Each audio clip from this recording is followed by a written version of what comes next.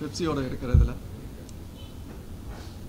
இந்த 1-to-1 வந்து cancel ஆச்சுன்னு சொன்னோன்னே பெப்சி வந்து அது பேச்சுவார்த்தையில் தான் இருந்தது. கேன்சல் ஆகிறதுக்கு முன்னாடி அவங்க ஒரு 50 ஆண்டு காலமாக தமிழ் திரைப்பட தயாரிப்பாளர் சங்கத்தோடு தான் உடன்படிக்கை ஏற்பட்டு இருந்தாங்க. ஒரு தமிழ் திரையுலகில் ஒரு நார்ம்ஸு இல்லை ஒரு பாலிசி மேக்கிங் எல்லாமே வந்து தமிழ் திரைப்பட தயாரிப்பாளர் மூலமாக தயாரிப்பாளர்களுக்கு சொல்லப்பட்டது. அது பெப்சி மூலமாகவும் தொழிலாளர்களுக்கு சொல்லப்பட்டதாக இருந்தது. ஏன்னா ஒரு ஒழுங்குமுறையை உருவாக்கி இவ்வளோ நாளாக நடந்துகிட்டு இருந்தது. இப்போது அவங்க வந்து பல வேறு சங்கங்களோடு இணைஞ்சு அதுக்கு வந்து கையெழுத்தை போட்டு 2-3 பாலிசிஸ், ஒரு திரையுலகில் 2-3 பாலிசிஸ் வந்து எந்த அளவுக்கு இருக்கும், அது வந்து சரிப்பட்டு வராது, திரைத்துறைக்கு வந்து சரிப்பட்டு வராது, முதலீடு போடுற தயாரிப்பாளர்களும் சரியாக வராதுங்கிறத எடுத்து சொன்னோம். ஆனால் அவங்க பெப்சி அவங்க கேட்கல. ஏன்னா செல்வமணி சார் வந்து அவரும் ஒரு தயாரிப்பாளர். ஆனால் அவர் வந்து ஒரு பிஎஃப், இஎஸ்ஐ, ஒரு சம்பள ஏற்றம் இதெல்லாமே வந்து பேசிகிட்டு இருந்தாங்க. 2022 நாங்கள் வந்து போன சம்பள உயர்வை வந்து ஏற்றி கொடுத்தோம். இந்த வருஷம் வர வேண்டியது. சிறு முதலீடு படங்கள் போன வருஷம் வந்து முக்கியமாக வந்து நிறையா படங்கள் வந்து தோல்வி அடைஞ்சு நிறையா பாதிப்பு வந்து தயாரிப்பாளர்களுக்கு வந்தது. அப்போ வந்து எங்களுடைய கோரிக்கை வந்து இப்போதைக்கு ஸ்டாட்டஸ்கோ மெயின்டைன் பண்ணுவோம். ஒரு வருஷத்துக்கு நாங்கள் வந்து இதெல்லாத்தையும் எப்படி நம்ம வந்து ஒரு தயாரிப்பாளரை இப்படி படம் எடுங்க எதுன்னு நம்ம சொல்ல முடியலைனாலும் அவரோட இழப்பை வந்து எவ்வளோ குறைக்க முடியுங்கிறத முயற்சிகளில் தான் நாங்கள் ஈடுபட்டோம். அதில் வந்து மறுசீரமைப்பு எல்லாமே நடந்துகிட்டு இருந்தது. அது பேச்சுவார்த்தைகளில் இருந்தது. அதுக்கு உடன்படிக்கை கையெழுத்தும் ஆக போகிறதுக்கு நேரத்தில் இவங்க வந்து இந்த பிஎஃப், இஎஸ்ஐ, இந்த சம்பள உயர்வு இதனால் கிட்டத்தட்ட 30% மேலே இன்க்ரீஸ் ஆகுது. ஒரு சிறு முதலீட்டு படங்களுக்கு இன்றைக்கி திரையரங்கு கிடைக்கிறதுலேருந்து எல்லா அமைப்புகளுடன் பேசிக்கிட்டு இருக்கோம். திரையரங்கு உரிமையாளர்களுடன் நாங்கள் சிறு முதலீட்டு படங்களை ரிலீஸ் செய்வதற்கு பேசியிருக்கோம். டிக்கெட் ரேட்ஸ் பற்றியும் பேசியிருக்கோம். அவங்க நம்மளுக்கு சப்போர்ட் பண்ணுறதாக வாக்குறுதி கொடுத்துருக்காங்க. அது பேச்சுவார்த்தைகள் அடுத்தடுத்து இருக்கும். இந்த இடைப்பட்ட நேரத்தில் தான் பெப்சிக்கிட்ட நாங்கள் சொன்னோம், இப்போதைக்கு ஸ்டாட்டஸ்கோ மெயின்டைன் பண்ணுவோம், இந்த எதையுமே பண்ண வேண்டாம். அவங்க வந்து ஃபெஸ்ரான்ற ஒரு அமைப்பை ஆரம்பித்து ஒரு கார்டை கொடுத்து எல்லா யூனியனில் அங்கே மெம்பர் ஆகி இந்த பிஎஃப், இஎஸ்ஐ, இந்த சம்பள உயர்வு எல்லாத்தையும் இம்ப்ளிமெண்டேஷன் பண்ணுவோம் அப்படிங்கிறத இன்னொரு அமைப்போடு சேர்ந்து கையெழுத்து ஆகி அதை வந்து நடைமுறை கொண்டு வரதுக்கு பண்ணாங்க. மே 1 அவங்க அதை கொண்டு வந்தாங்க.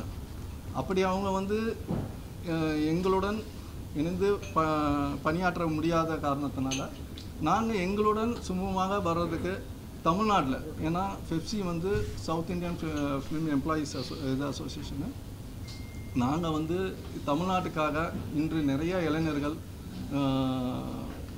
வேலை சினிமாவில் வந்து அவருடைய தேடல் வந்து அதிகமாக இருக்குது. அது மாதிரி நிறையா பேர் டேரக்டர்ஸ்லேருந்து எல்லா டிபார்ட்மெண்ட்லேயும் வந்து வந்துட்டுருக்காங்க. விஸ்காம் படிச்சுட்டு நிறையா தொழிலாளர். இன்னொன்று சொல்லப்போனால் பெப்சியிலே நிறையா பேருக்கு வேலை கிடைக்கிறது இல்லை. அது குறிப்பிட்ட ஒரு இதுக்குள்ளே தான் வேலைகள் போயிட்டுருக்கு. அதை வந்து சரி, அதுக்கு ஒரு வாய்ப்பு நம்மளுக்கு சிறு முதலீட்டு படங்களுக்கு இவங்களை வச்சு பண்ணால் நல்லாயிருக்குங்கிறது எங்களுடைய நிர்வாகம் வந்து முடிவெடுத்து இதை வந்து நாங்கள் எங்களோட ஆதரவுடன் இந்த தொழிலாளர் கூட்டமைப்பை வந்து சப்போர்ட் பண்ணியிருக்கோம். அதே நேரம் வந்து அவர் செல்வமணி சார் பேசுகிறாரு. நான் 2-3 விஷயங்களை கிளியர் பண்ணுறதுக்காக தான் சொல்கிறேன். நாங்கள் எங்களை அடியாட்களை மூலம் வேலை செய்ய வச்சுட்டாங்க. ஒருத்தருக்கு இது ரெட்டு போட சொன்னாங்க. அது ஒரு அமைப்புக்குள்ளே நாங்கள் வந்து வேலை நிறுத்தமாக வந்து நாங்கள் வந்து இம்ப்ளிமெண்டேஷனே பண்ணலை. இன்றும் சொல்கிறோம். அவர் தான் வந்து 14ஆம் தேதி ஏதோ போராட்டம் வேலை நிறுத்தம்லாம் சொல்கிறார். நாங்கள் இன்றைக்கி வரைக்கும் இந்த அமைப்பை ஆரம்பிக்கிறோம், பெப்சியில் யாருக்கும் வேலை கொடுக்காதீங்கன்னு நாங்கள் எங்கேயுமே சொல்லவே இல்லை. தயாரிப்பாளர்கள் படம் பண்ணுறதுக்கு தான் வராங்க, சண்டை போடுறதுக்கு இல்லை. எங்களை இதை வந்து இரும்புகரம் கொண்டு கட்டுப்படுத்தணுங்கிறது தான் எங்களுடைய இது. ஏன்னா எங்களை மீறி போயிட்டுருக்கு. அதை வந்து சரி செய்கிறதுக்காக தான் இந்த அமைப்பை வந்து உருவாக்குறோம். அவர் வேலை நிறுத்தத்தை அவர் தான் அறிவிச்சிருக்காரு. எங்களுக்கு அது உடன்பாடு இல்லை. தயாரிப்பாளர்கள் படம் பண்ணணும் இருந்தால் இந்த கூட்டமைப்பில் இப்போதைக்கு 5000 ஃபார்முக்கு மேலே போயிருக்கு. நிறைய பேர் வந்து சேர்ந்துட்டுருக்காங்க. இங்கே ஆட்கள் இருக்காங்க. வேண்டிய தயாரிப்பாளர்கள் எடுத்துக்கலாங்கிறது இந்த நேரத்தில் தெரிவிச்சுக்கிறேன். இன்னும் அவர் வந்து அடியாட்களாக பயன்படுத்துகிறத சொல்கிறாரு. அதே நேரத்தில் ஒரு பாலிசி இது நான் இன்றைக்கி வந்து தமிழ் திரைப்பட தயாரிப்பாளர் சங்கத்தின் தலைவர் பொறுப்பில் இருக்கிறதுனால நான் சொல்லலாம். இது வந்து முன்னாடி எங்கள் அப்பா இருந்த காலத்துக்கு முன்னாடியிலேருந்து தியாகராஜன் சார் இருந்தாங்க. அவங்கெல்லாம் இருக்கும்போதே ஜூனியர் ஆர்டிஸ்ட் ஒரு விஷயம் பாலிசியில் 50% நடிகர் சங்கத்திலேருந்து எடுக்க வேண்டியது இருக்குது. 50% ஜூனியர் ஆர்டிஸ்ட் அசோசியேஷன். அப்போ வந்து இது விஜயகாந்த் அவர்கள் நடிகர் சங்கத்தின் தலைவராக இருக்கும்போது இது வந்து அப்போ ஒரு உடன்படிக்கை போடப்பட்டது. இதை அவங்க ஃபாலோ பண்ணிட்டாங்களா? இது எல்லாம் சொல்கிறாங்க. நாங்கள் சொல்கிறதெல்லாம் இந்த பாலிசியை நீங்கள் இம்ப்ளிமெண்ட் பண்ணுங்கள். கையெழுத்து போடலை, நீங்கள் வந்து மறுசீரமைப்பு கையெழுத்து போடலைன்னு சொல்லுவார். இது பண்ணிட்டாங்க அடியாட்களாக இது பண்ண இது பேசப்பட்ட ஒரு இம்ப்ளிமெண்டேஷனை நடிகர் சங்கத்திலேருந்து ஜூனியர் ஆர்டிஸ்டை எடுக்க வேண்டியது 50% நடிகர் சங்கமும். ஏன்னா அங்கே இருக்கிற நாடக கலைஞர்கள்லேருந்து ஏகப்பட்ட உறுப்பினர்கள் இருக்காங்க. அவங்களுக்கும் வேலை கிடைக்கிறதுக்கு தான் இதை வந்து அன்றே முடிவு பண்ணி 2 பக்கமும் இது பண்ணுறாங்க. ஸோ இவங்க வந்து நிர்வாகிகள் இந்த பாலிசியை இம்ப்ளிமெண்டேஷன் பண்ணாங்களா? அதற்கு எத்தனை பேச்சுவார்த்தைகள் நடந்ததுங்கிறது செல்வமணி எல்லாத்தையும் சொல்கிறாரு. நிர்வாகத்தில் இப்படி பேசணும் போகணுன்னு அதை சொல்லுங்கள். இத்தனை பேச்சுவார்த்தைகளில் அவங்க ஒத்துக்கவே இல்லை. ஏன்னா அவங்க நிர்வாகிகள் ப்ரொடக்ஷன் மேனேஜர்ஸ்லேருந்து எல்லாருமே வந்து ஜூனியர் ஆர்டிஸ்ட் அசோசியேஷனில் என்னவா இருக்காங்க, என்ன பண்ணிகிட்ருக்காங்க, அதில் இருக்கிற இதெல்லாம் எங்கள் செயலாளர்களும் சொல்லுவாங்க. ஏன்னா பேச்சுவார்த்தைக்கு வாங்கின சம்பளங்கள் எந்த ஜூனியர் ஆர்டிஸ்ட் வாங்கிட்டு இருக்காங்க, அதோட என்ன அதிகமாக பில்லு போடப்படுறது, இதில் மேனேஜர்ஸ் எப்படி இருக்காங்க, இது எல்லாமே வந்து தயாரிப்பாளருக்கு தெரிஞ்சு சரி சுமூகமாக போயிட்டு இருந்ததை வந்து இன்று வந்து எல்லாத்தையும் கலைச்சி விட்டாங்க. அவங்க வந்து ஃபெஸ்ராங்கிற ஒரு அமைப்பை ஆரம்பித்து பண்ணும்போது அது வந்து எந்த டிபார்ட்மெண்ட்டும் யூனியனும் கிடையாது. எல்லா யூனியனும் தனிப்பட்ட முறையில் இருக்க. அந்த யூனியனில் இருந்தால் வேலை கிடையாது. இந்த கார்டு வாங்கினா தான் வேலைங்கிறத ஒரு சட்டமாக கொண்டு வந்திருக்காங்க. அது வந்து மொத்த உறுப்பினர்களாக உருவாக்கப்பட்டது. அவர் வந்து தொழிலாளர்களுக்கு நல்லதுக்காக தான் நம்ம பண்ணுறோம், இது செய்கிறோன்னு சொல்கிறது வந்து அது அவங்களோட அமைப்பு இருந்தாலும் எங்களை பேச வைக்கிறதுக்கு அவருக்கு தூண்டி விட்டாங்க. அதை தான் இதை வந்து நாங்கள் சொல்கிறோம். இந்த நேரத்தில் தமிழ்நாடு புதியதாக ஆரம்பிக்கப்படுற தொழிலாளர் கூட்டமைப்புக்கும் நான் ஒரு வேண்டுகோள் வைக்கிறேன். இந்த இடத்துல மெம்பர்ஸ் மட்டும் இல்லை, பெப்சியில் இருக்கிறவங்களும் நம்ம காலங்காலமாக நம்மளோட தயாரிப்பாளரோட வேலை செய்தவர்கள் தான். அங்கே இருக்க யூனியன் தமிழ்நாடு என்கிற பேரில் இங்கே வந்து சேரதா இருந்தால் நீங்கள் அதை சேர்த்துக்கணுங்கிறத வேண்டுகோளாக வைக்கிறேன். ஏன்னா எல்லாமே தொழில் சம்மந்தப்பட்டது தான். இந்த பிரச்சனைகள் வந்து முழுமையாக அந்த நிர்வாகத்துடன் உள்ள பிரச்சனையை தவிர தொழிலாளர்களுடன் எந்த பிரச்சனையும் எங்களுக்கு இல்லை, தயாரிப்பாளர்களுக்கு இல்லை. யார் வச்சு வேணாலும் யார் வேணாலும் வேலை செய்யலாம். அதை திசை திருப்பி வேறு கோணத்தில் எடுத்துகிட்டு போயிட்டுருக்காரு செல்வமணி சார். இதை வந்து எல்லா நேரமும் 2 நாளைக்கு ஒரு வாட்டி பத்திரிகை சந்திப்பில் முடிவாகப்பட வேண்டிய விஷயம் இல்லை. அது எங்களை வேண்டாம் என்று ஒதுக்கப்படும் போது நாங்கள் எங்களுக்கு வேண்டியவர்களை வைத்து வேலை செய்வதற்காக செய்யப்பட்ட முடிவுகள் தான் இது.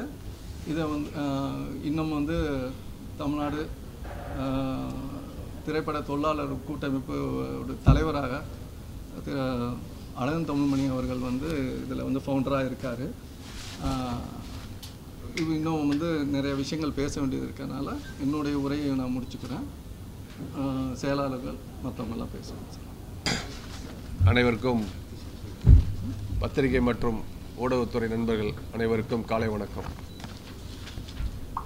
பெப்சி தலைவர் ஆர்கே செல்வமணி அவர்கள் பெப்சி தலைவர் ஆர்கே செல்வமணி அவர்கள் எங்கே மேடை ஏறினாலும் ஒன்று என்னை குறை சொல்ல வேண்டியது, இல்லை தயாரிப்பாளர் சங்க நிர்வாகிகளை குறை சொல்ல வேண்டியது, இல்லைன்னா பத்திரிகையாளர் சந்திப்புன்னு கூப்பிட்டு இங்கே பத்திரிகையாளர் வச்சுக்கிட்டு எங்களை குறை சொல்ல வேண்டியது. ஸோ இதையே தொடர்ந்து அவர் பண்ணிக்கிட்டு இருக்காரு. 30 படம் வந்து பெரிய ஆர்டிஸ்டோட படம். பெரிய ஆர்டிஸ்ட்னா எல்லா ஹீரோவும் ஒரு 15-20 ஹீரோக்கள் சம்மந்தப்பட்ட படம். மிச்சம் ஒரு 150 படம் பார்த்தீங்கன்னா ஒரு மீடியம் படம், ஸ்மால் படம், இதான் 2 கேட்டகரிகளாக இருக்கும் உங்களுக்கு வந்துட்டு. இந்த மீடியம் அண்டு ஸ்மால் எடுக்கக்கூடிய படங்களில் பார்த்தீங்கன்னா பல பிரச்சனைகள் பல விதமாக வந்துக்கிட்டே இருக்கும் உங்களுக்கு. அதாவது ஒரு 10லேருந்து ஒரு 15% படங்களுக்கு வந்து பிரச்சனைகள் வந்து வெவ்வேறு விதமாக வந்துக்கிட்டு இருக்கும் உங்களுக்கு வந்துட்டு. அப்போ பெப்சி சார்ந்து இருக்கும், பெப்சி இல்லாமல் வெளியே, ஏன்னா பெப்சியில் 22-23 கிராஃப்ட்டை தாண்டி வந்து வெளியே நிறையா இதுகள் இருக்குது ப்ரொடியூசர்ஸ்களுக்கு வந்துட்டு. ஸோ அந்த செயலும் வரும். நம்ம தயாரிப்பாளர் சங்கத்தில் வந்து நிர்வாகிகள்ங்கிற முறையில் எல்லா விஷயங்களையும் பேசுவோம், சிலதை முடிச்சு கொடுப்போம், அப்படியெல்லாம் போய்கிட்டே இருக்கும் உங்களுக்கு வந்துட்டு. அப்படி போய்கிட்டு இருக்கும்போது ஏன்னா அந்த நிர்வாகிகள் சில பேர் அன்றைக்கி ஒரு டைரக்டர் யூனியனில் இருக்கக்கூடிய பேரரசர் உதயகுமார் சார்லாம் அன்றைக்கி ஒரு ஆடியோ ஃபங்க்ஷன் 2 நாளைக்கு முன்னாடி சொல்லியிருக்கிறாங்க, 200 படங்களுக்கு மேலே ரிலீஸ் ஆகாமல் கிடக்கு, இவங்க அதெல்லாம் விட்டுட்டு மற்ற ஏதோ தசுக்கிட்டு இருக்காங்கன்னு சொல்லி. ஏன்னா அவங்களாம் எங்களுக்குலாம் வழிகாட்டியாக இருக்கக்கூடிய ஒரு மூத்த இயக்குநர்கள். ஸோ என்ன ப்ராக்டிக்கலாக என்ன நடந்துக்கிட்டு இருக்குது, எதனால் சில பிரச்சனைகள் புடிசல் இருக்குது, என்னென்னு கலந்து ஆலோசித்து பேச்சா அது எல்லாருக்குமே இருக்குது. ஏன்னா அவங்க சொல்லக்கூடிய ஒரு வார்த்தைகள் வந்து எல்லோரும் ஒரு நம்பக்கூடிய மாதிரி, புதிதாக வரக்கூடிய தயாரிப்பாளருக்கெலாம் இது பண்ணுற மாதிரி இருக்குது. அதோட விளக்கத்தை நான் பின்னாடி சொல்கிறேன் உங்களுக்கு. அந்த மாதிரி இருந்துக்கிட்டு இருக்கும்போது வந்து ஏன்னா படம் ரிலீஸுக்கு ப்ரொடியூசர் அக்கௌண்ட்ஸ் வேலை செய்யலை, அதை பற்றி எதுவுமே கன்சல்ட் பண்ண மாட்டேங்கிறாங்க, இவங்க இதே இதாக சொல்லிக்கிட்டு இருக்காங்கன்னு சொல்லி பெப்சி தலைவர் நிறைய இதில் குற்றச்சாட்டை சொல்லிட்டாரு. ஒரு சின்ன படம், ஏன்னா ஒரு படங்கள் பார்த்தீங்கன்னா ஒரு 75% பார்த்தீங்கன்னா ஸ்மால் படங்களுக்கு மீடியம் படத்துக்கும் வந்து ப்ரொடியூசர்ஸ் வந்து ஆல்மோஸ்ட் காசுகளை இன்வெஸ்ட் பண்ணிடுவாங்க. சின்ன சின்ன பிரச்சனைகள் வந்து கடைசியில் முடிக்கும் போது அவங்களுக்கு இருக்கும்.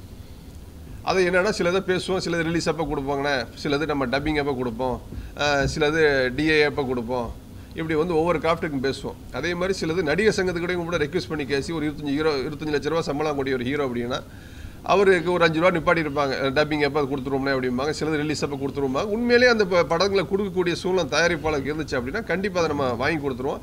இல்லைன்னா சிலது இப்போ ஃபினான்ஷியல் ரெக்யூஸ் பண்ணுவோம், ரெக்யூஸ் பண்ணி சார் ஒரு 2 நாளைக்கு ஒரு கேடிஎம் கொடுங்க சார், அந்த படம் ரிலீஸ் ஆகட்டும், கொஞ்சம் அதுக்கப்புறம் பண்ணி கொடுத்துருவாங்க, கண்டிப்பாக படம் ரொம்ப நல்லா வந்திருக்கு. ஸோ இப்படி வந்து தான் தயாரிப்பாளர் சங்கத்திற்கு நிர்வாகிகள் ஒரு படம் ரிலீஸுக்காக வந்து எல்லாரோடும் ரெக்யூஸ் பண்ணி, ஏன்னா ஒருத்தவங்க பணம் கொடுத்துருக்காங்க, ஒருத்தர் வேலை செஞ்சுருக்காங்க, இப்படி வந்து எல்லாம் ரெக்யூஸ் பண்ணி தான் நாங்கள் வந்து படம் ரிலீஸுக்கு வந்து வேலை பார்த்துருக்கோம். இது வந்து பல தயாரிப்பாளருக்கு தெரியும், இது உண்மை. நீங்கள் நிறையா படம் கேட்டு பாருங்கள், தெரியும். விடிய படம் ரிலீஸ் ஆகாமல் இருந்துச்சு, காலையில் 12 மணிக்கு ஷோ ஆச்சும்பாங்க, மதியம் 3 மணிக்கு ஆச்சும்பாங்க. ஸோ இந்த மாதிரி நிறையா படங்கள் இருக்குது வந்துட்டு. அது உதாரணத்துக்கு சொல்ல போகணும் பார்த்தீங்கன்னா இப்போ வீரதீர சூரன் படம் வந்து உங்களுக்கு. ஸோ அதில் வந்து ப்ரொடியூசர்ஸ் ஒரு படம் பட்ஜெட் போட்டு எடுத்துட்டாரு. அதில் ஓடிடியில் சின்ன ஒரு கன்ஃபியூஷன் இருந்துச்சு உங்களுக்கு. ஸோ நானே தலைவர், டிஸ்ட்ரிபியூட்டர் அசோசியேஷன் தலைவர் அருள்பதி சார், ஸோ 3 பேரும் கிட்டத்தட்ட நீங்கள் எல்லாம் நியூஸ் எல்லாம் பார்த்துருப்பீங்க, நீங்கள் பத்திரிக்கையாளர் நியூஸ்லாம் போட்டீங்க. அதில் சின்ன ஒரு பிரச்சனை தெரிஞ்ச விட நாங்கள்லாம் பேசணும், போய் சம்மந்தப்பட்டவர் வந்து போய் ரெக்யூஸ் பண்ணி கேட்டோம். உண்மையிலேயே அந்த நடிகர் விக்ரம் சார் வந்து அந்த நேரத்தில் உண்மையிலேயே வந்து திரையுலக நலன் கருதி ஒரு படம் நம்ம நாள் நிற்கக்கூடாது அப்படின்னு சொல்லி கிட்டத்தட்ட ஒரு 7 கோடி ரூபாய் இந்த தயாரிப்பாளர் விட்டு கொடுத்து, ஏன்னா உண்மையாக ஸ்டக் ஆகிட்டார். ஏன்னா முன்னாடி 6 மாதத்துக்கு முன்னாடி இந்த ஓடிடியோட சுச்சுவேஷன் வேறு, இப்போ இருக்கக்கூடிய ஓடிடியோட சுச்சுவேஷன் வேறு. அதாவது 10 கோடிக்கு வாங்கின படம் 5 கோடி ரூபாய் வாங்க ஆரம்பிச்சிட்டாங்க. 5 கோடி கீழே இருக்கக்கூடிய படத்தை pay for view, free distribution. ஒரு 10,000 பேர் பார்த்தாலும் இந்த காசு, 5,000 பேர் பார்த்தாங்கன்னா இந்த காசு, அந்த மாதிரி ஆகிப்போச்சு. ஸோ இந்த மாதிரி இருந்து படங்களோட எண்ணிக்கையும் இப்போ குறைஞ்சி போச்சு உங்களுக்கு. அது பெப்சி தலைவருக்கும் தெரியும். ஓகே, இப்படி காலகட்டங்கள் போய்கிட்டு இருக்கும்போது ஒரு படம் ரிலீஸ் ஆகணும்னு சொல்லி ஒரு பிரச்சனைன்னு சொல்லி சொல்கிறாங்க. ஏன்னா சென்சாருங்க அப்போ ஒரு ஃபைனல் ரஃப் அவுட் கொடுத்துருவாங்க டிஏலேருந்து உங்களுக்கு. ரிலீஸுக்கு முன்னாடி ஒரு 2 நாளைக்கு முன்னாடி ஒரு ஃபைனல் அவுட் 3 நாளைக்கு முன்னாடி கொடுப்பாங்க. ஒரு சின்ன படம், நம்ம இசி மெம்பர் திருமலை தான் அந்த விஷயத்தை வந்து எங்கள் இதில் சொன்னார். அவர் வேலை செய்யணும்னு சொல்லிக்கிட்டு இருப்பார். அவருக்காக அந்த இடத்துல சொல்லிடுறேன் உங்களுக்கு வந்துட்டு. அவர் வந்து இந்த பிரச்சனையை சொன்னார். சொன்ன உடனே நான் உடனே அந்த டிஏ கம்பெனி ஃபோன் பண்ணுறேன். பிரிசம் பிக்சல்ஸுங்கிற ஒரு டிஏ கம்பெனி. அந்த படம் வந்து 3 கோடி ரூபாய்க்கு சின்ன படத்துக்கு எடுத்திருக்காங்க சார், இந்த மாதிரி ஒரு பிரச்சனை நீங்கள் வந்து ஏன் அவுட்டை நிப்பாட்டி வைக்கிறீங்க அப்படின்னு சொல்லி. அவர் சொன்னால், இல்லை சார், பெப்சியில் வந்து எங்கள் நிர்வாகிகளாக சொல்லியிருக்காங்க இந்த படத்தோட அவுட்டு கொடுக்கூடாதுன்னு சொல்லி. ஏன் சார் அப்படின்னு கேட்குறேன். இல்லை சார், அந்த படத்துக்கு அது 25,000 ரூபா பேலன்ஸ் டெக்னீஷியன்ஸ் கொடுக்க வேண்டியிருக்குதா. நல்லா புரிஞ்சுக்குங்க, தொழிலாளிகள் கொடுக்க வேண்டிய பணம் கிடையாது. ஏன்னா மீடியம் படமும் சிறு படம் எடுக்கக்கூடிய தயாரிப்பாளர்கள் வந்து எந்த தொழிலாளருக்கும் பேலன்ஸ் வைக்கிறதே கிடையாது. ஏன்னா அவங்களுக்கெல்லாம் கொடுக்கக்கூடிய பணம் வந்து சில 1000 ரூபாய் தான். ஆனால் டெக்னீஷியன் போகக்கூடிய பணம் பல லட்சம் ரூபாய், பல கோடி ரூபாய். சரி, எவ்வளோ சார் உங்களுக்கு வர வேண்டியிருக்குன்னு சொல்கிறேன். இல்லை சார், அவர் ஏதோ டெக்னீஷியன் 20,000 வர வேண்டியிருக்குதா, அதை நீ கொடுத்தாதான் நீங்கள் அவுட்டு கொடுக்கணுங்கிறாரு. ஒன்று நான் சொன்னேன், சார் எந்த இதுக்கு வந்துமே டிஏக்கு வேலை கொடுக்கக்கூடியது ஒரு தயாரிப்பாளர். ஸோ கேமராமேன் வந்து இங்கே டிஏயில் கலரிஸ்ட் பண்ணுவார். ஸோ ஹோல் படத்துக்குமே காப்பிரைட்டு வந்து பிடிச்சதா சார் காப்பிரைட்டு. ஸோ நீ இந்த மாதிரி நீ பண்ணினீங்கன்னா சட்டத்துக்கு புறம்பான விஷயம், நாளைக்கு எல்லாம் ப்ரொடியூசர்ஸ் கவுன்சிலாம் சேர்ந்து பண்ணுவோம் அப்படிங்கிறாரு. திரும்ப இவர் ஃபோன் பண்ணி இங்கே இது பண்ணுறாரு. ஃபோன் பண்ணிவிட்டு அவங்களோட கூட்டமைப்பில் ஒரு லெட்டர் ஒன்று அனுப்பிச்சிருக்காரு 27/1/25. அந்த லெட்டருக்கு நான் உங்களுக்கு காமிக்கிறேன் உங்களுக்கு. அதில் என்ன பண்ணியிருக்காரு, இந்த மாதிரி கதிரேசன் வந்து தனது சுய அதிகாரத்தை பயன்படுத்தி நம்ம டெக்னீஷியன் வரக்கூடிய பணம் பாருங்கள் 25,000 ரூபாய் பணம் இதை வந்து கொடுக்கூடாதுன்னு சொல்லி பண்ணியிருக்காரு. இதற்கு ஒத்துழைப்பு கொடுத்த பிரிசம் பிக்சலுக்கு இந்த கூட்டமைப்பின் சார்பாக பெப்சியின் சார்பாக நன்றியை தெரிவித்துக் கொள்கிறேன்னு சொல்லி 27/1/25 அந்த பெப்சி லெட்டரெல்லாம் அவர் கொடுத்துருக்காரு. ஸோ இப்போ இவர் தான் அந்த படத்தை இண்டஸ்ட்ரியில் ரிலீஸ் பண்ணுறதுக்காக எல்லாம் வேலை செய்கிறாரா? சொல்லுங்கள் நீங்கள், பத்திரிகை உங்களை வச்சு கேட்குறேன் உங்களுக்கு. அவர் மட்டும்தான் இண்டஸ்ட்ரியில் வேலை செய்கிற மாதிரி, அவர் தான் சினிமாவில் பொறுப்பு இருக்கிற மாதிரி, எங்களுக்கெல்லாம் யாருக்கும் பொறுப்பே கிடையாதுங்கிற மாதிரி ஒரு 25,000 ரூபாய்க்கு படத்தை நிப்பாட்டுறாரு. இதுக்கு சங்கம் போராடிச்சு. இந்த மாதிரி எத்தனையோ படங்கள் இருக்கு உங்களுக்கு வந்துட்டு. அப்புறம் பார்த்தீங்க அப்படின்னா இந்த பிரச்சனை எதில் ஆரம்பிச்சது அப்படிங்கிறத விட்டுட்டார் உங்களுக்கு.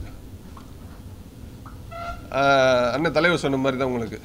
அதாவது தயாரிப்பாளர் சங்கத்துக்கும் நடிகர் சங்கத்துக்கும் சினி ஏஜென்ட் அசோசியேஷன் ஒன்று இருக்குது. அதில் ஒரு 200 பேர் ஒரு 250 பேர் மெம்பராக இருக்கிறாங்க. ஒரு படத்துக்கு ஒரு க்ரௌடான ஷூட்டிங்னு வச்சிங்களேன், ஒரு ஹாஸ்பிட்டலு, ஒரு பார்க்கில் எடுக்கிறோம், ஒரு கல்யாண மண்டபத்தில் எடுக்கிறோம், ஒரு போலீஸ் ஸ்டேஷனில் எடுக்கிறோம், ஒரு மாலில் எடுக்கிறோம். ஸோ எப்படி பார்த்தீங்கன்னாலும் ஒரு படத்தில் வந்து ஒரு 30 நாள் ஷூட்டிங் எடுக்கும்போது அவங்களோட தேவைங்கிறது ஒரு 5 நாள்லேருந்து 10 நாள் தேவைப்படும். அதே ஒரு 50 நாள் 70 நாள் எடுத்திங்கன்னா 10லேருந்து 15 நாள் தேவைப்படும். ஸோ இப்படி உடன்படிக்கை விஜயாசார்பிலேருந்து இருந்துக்கிட்டு இருக்கு உங்களுக்கு. அதாவது தயாரிப்பாளர் நடிகர் சங்கத்தில் நாடக நடிகர்கள் இருக்காங்க பாருங்கள். ஸோ அவங்கள பாதி பேர் எடுக்கணும். ஸோ ஏஜென்சியில் இருந்து சொல்லிட்டோம்னா அவங்க வந்து ஜூனியர் ஆர்டிஸ்ட் இருக்காங்க பாருங்கள். ஸோ அவங்க 2 பேர் இருக்கணும். ஆனால் இப்போ காலத்தில் கட்டுப்பாயத்தில் கொண்டு வரதே கிடையாது.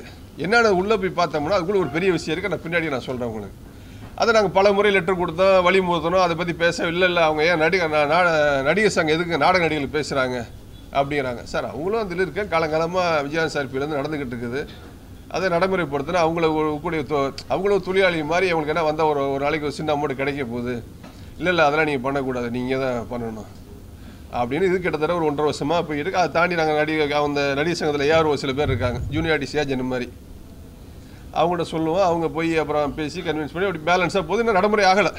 ஒவ்வொரு படத்துக்கும் பிரச்சனை வரும். இல்லைங்கடா அதுக்குள்ள சில விஷயங்கள் இருக்குது உங்களுக்கு. சரி என்னடா அப்படின்னு சொல்லி அப்புறம் விசாரித்து பார்த்தா ரிச் பாய்ஸ் அண்ட் ரிச் கேர்ள்ஸ்னு இருக்குது. ஒரு படத்தில் நீங்கள் ஒரு படமான சீன் எடுக்கும்போது பார்த்தீங்க அப்படின்னா அவங்க முன்னாடி நடந்து போகிறது போக்குவரத்து இந்த மாதிரி கேரக்டர்கள் இருக்குது. அதுக்கு பார்த்தீங்கன்னா மினிமம் ஒரு 300 பேர் எடுக்கிறோம் வச்சுங்களேன். அதில் வந்து லேடிஸ்க்கு வந்து 2,500 ரூபாய் கொடுக்குறோம். ஆனால் அவங்களுக்கு போய் சேரக்கூடிய பணம் வந்து பார்த்தீங்கன்னா 1000 ரூபாய். ஜென்ஸுக்கு பார்த்தீங்கன்னா நான் கொடுக்க பணம் 2000 ரூபாய். ஆனால் அவங்களுக்கு போய் கிடைக்கக்கூடிய பணம் வெறும் 1000 ரூபாய். ஸோ இந்த 300 பேருக்கு டிஃப்ரெண்ட் பார்த்தீங்கன்னா லேடிஸ் கொடுக்குற படத்தில் 2,5 லட்ச ரூபா மிச்சமாகுது. ஜென்ஸுக்கு கொடுக்கக்கூடிய படத்தில் பார்த்தீங்கன்னா 1.5 லட்ச ரூபா மிச்சமாகுது. இது ஒரு நாளைக்கு ஷூட்டிங்கில் சின்ன படத்துக்கு 3,3 லட்சம் ரூபாய். அப்போ ஒரு நாளைக்கு 30 நாள் படம்னு வச்சுங்களேன், மினிமம் ஒரு 5 நாள் வந்து இந்த மாதிரி தேவைப்படும். இது நான் சொல்கிறது மீடியம் சிறு பட்ஜெட் படத்துக்கு. இதே கொஞ்சம் பெரிய பட்ஜெட் படம் வச்சுக்கோங்க, 70 நாள் எடுப்பாங்க, 80 நாள் எடுப்பாங்க, 100 நாள் எடுப்பாங்க. நான் 2 நாளைக்கு முன்னாடி கேள்விப்பட்டேன் சூர்யா சார் படத்துக்கு வந்து ஒரு 1000 க்ரௌடுகள் இருந்துச்சு அப்படின்னு. அப்போ எவ்வளோ மல்டிப்ளையான்னு பாருங்கள். அப்போ ஒரு நாளைக்கு வந்து 30லேருந்து 40 ஷூட்டிங் வந்து நடக்குது ஆவரேஜாக. ஒரு படத்துலேயே மட்டும் இப்படி அப்படின்னா ஆவரேஜாக 5 படமாவது க்ரௌடுகள் போக்குவரத்து அப்படி நடக்கும்.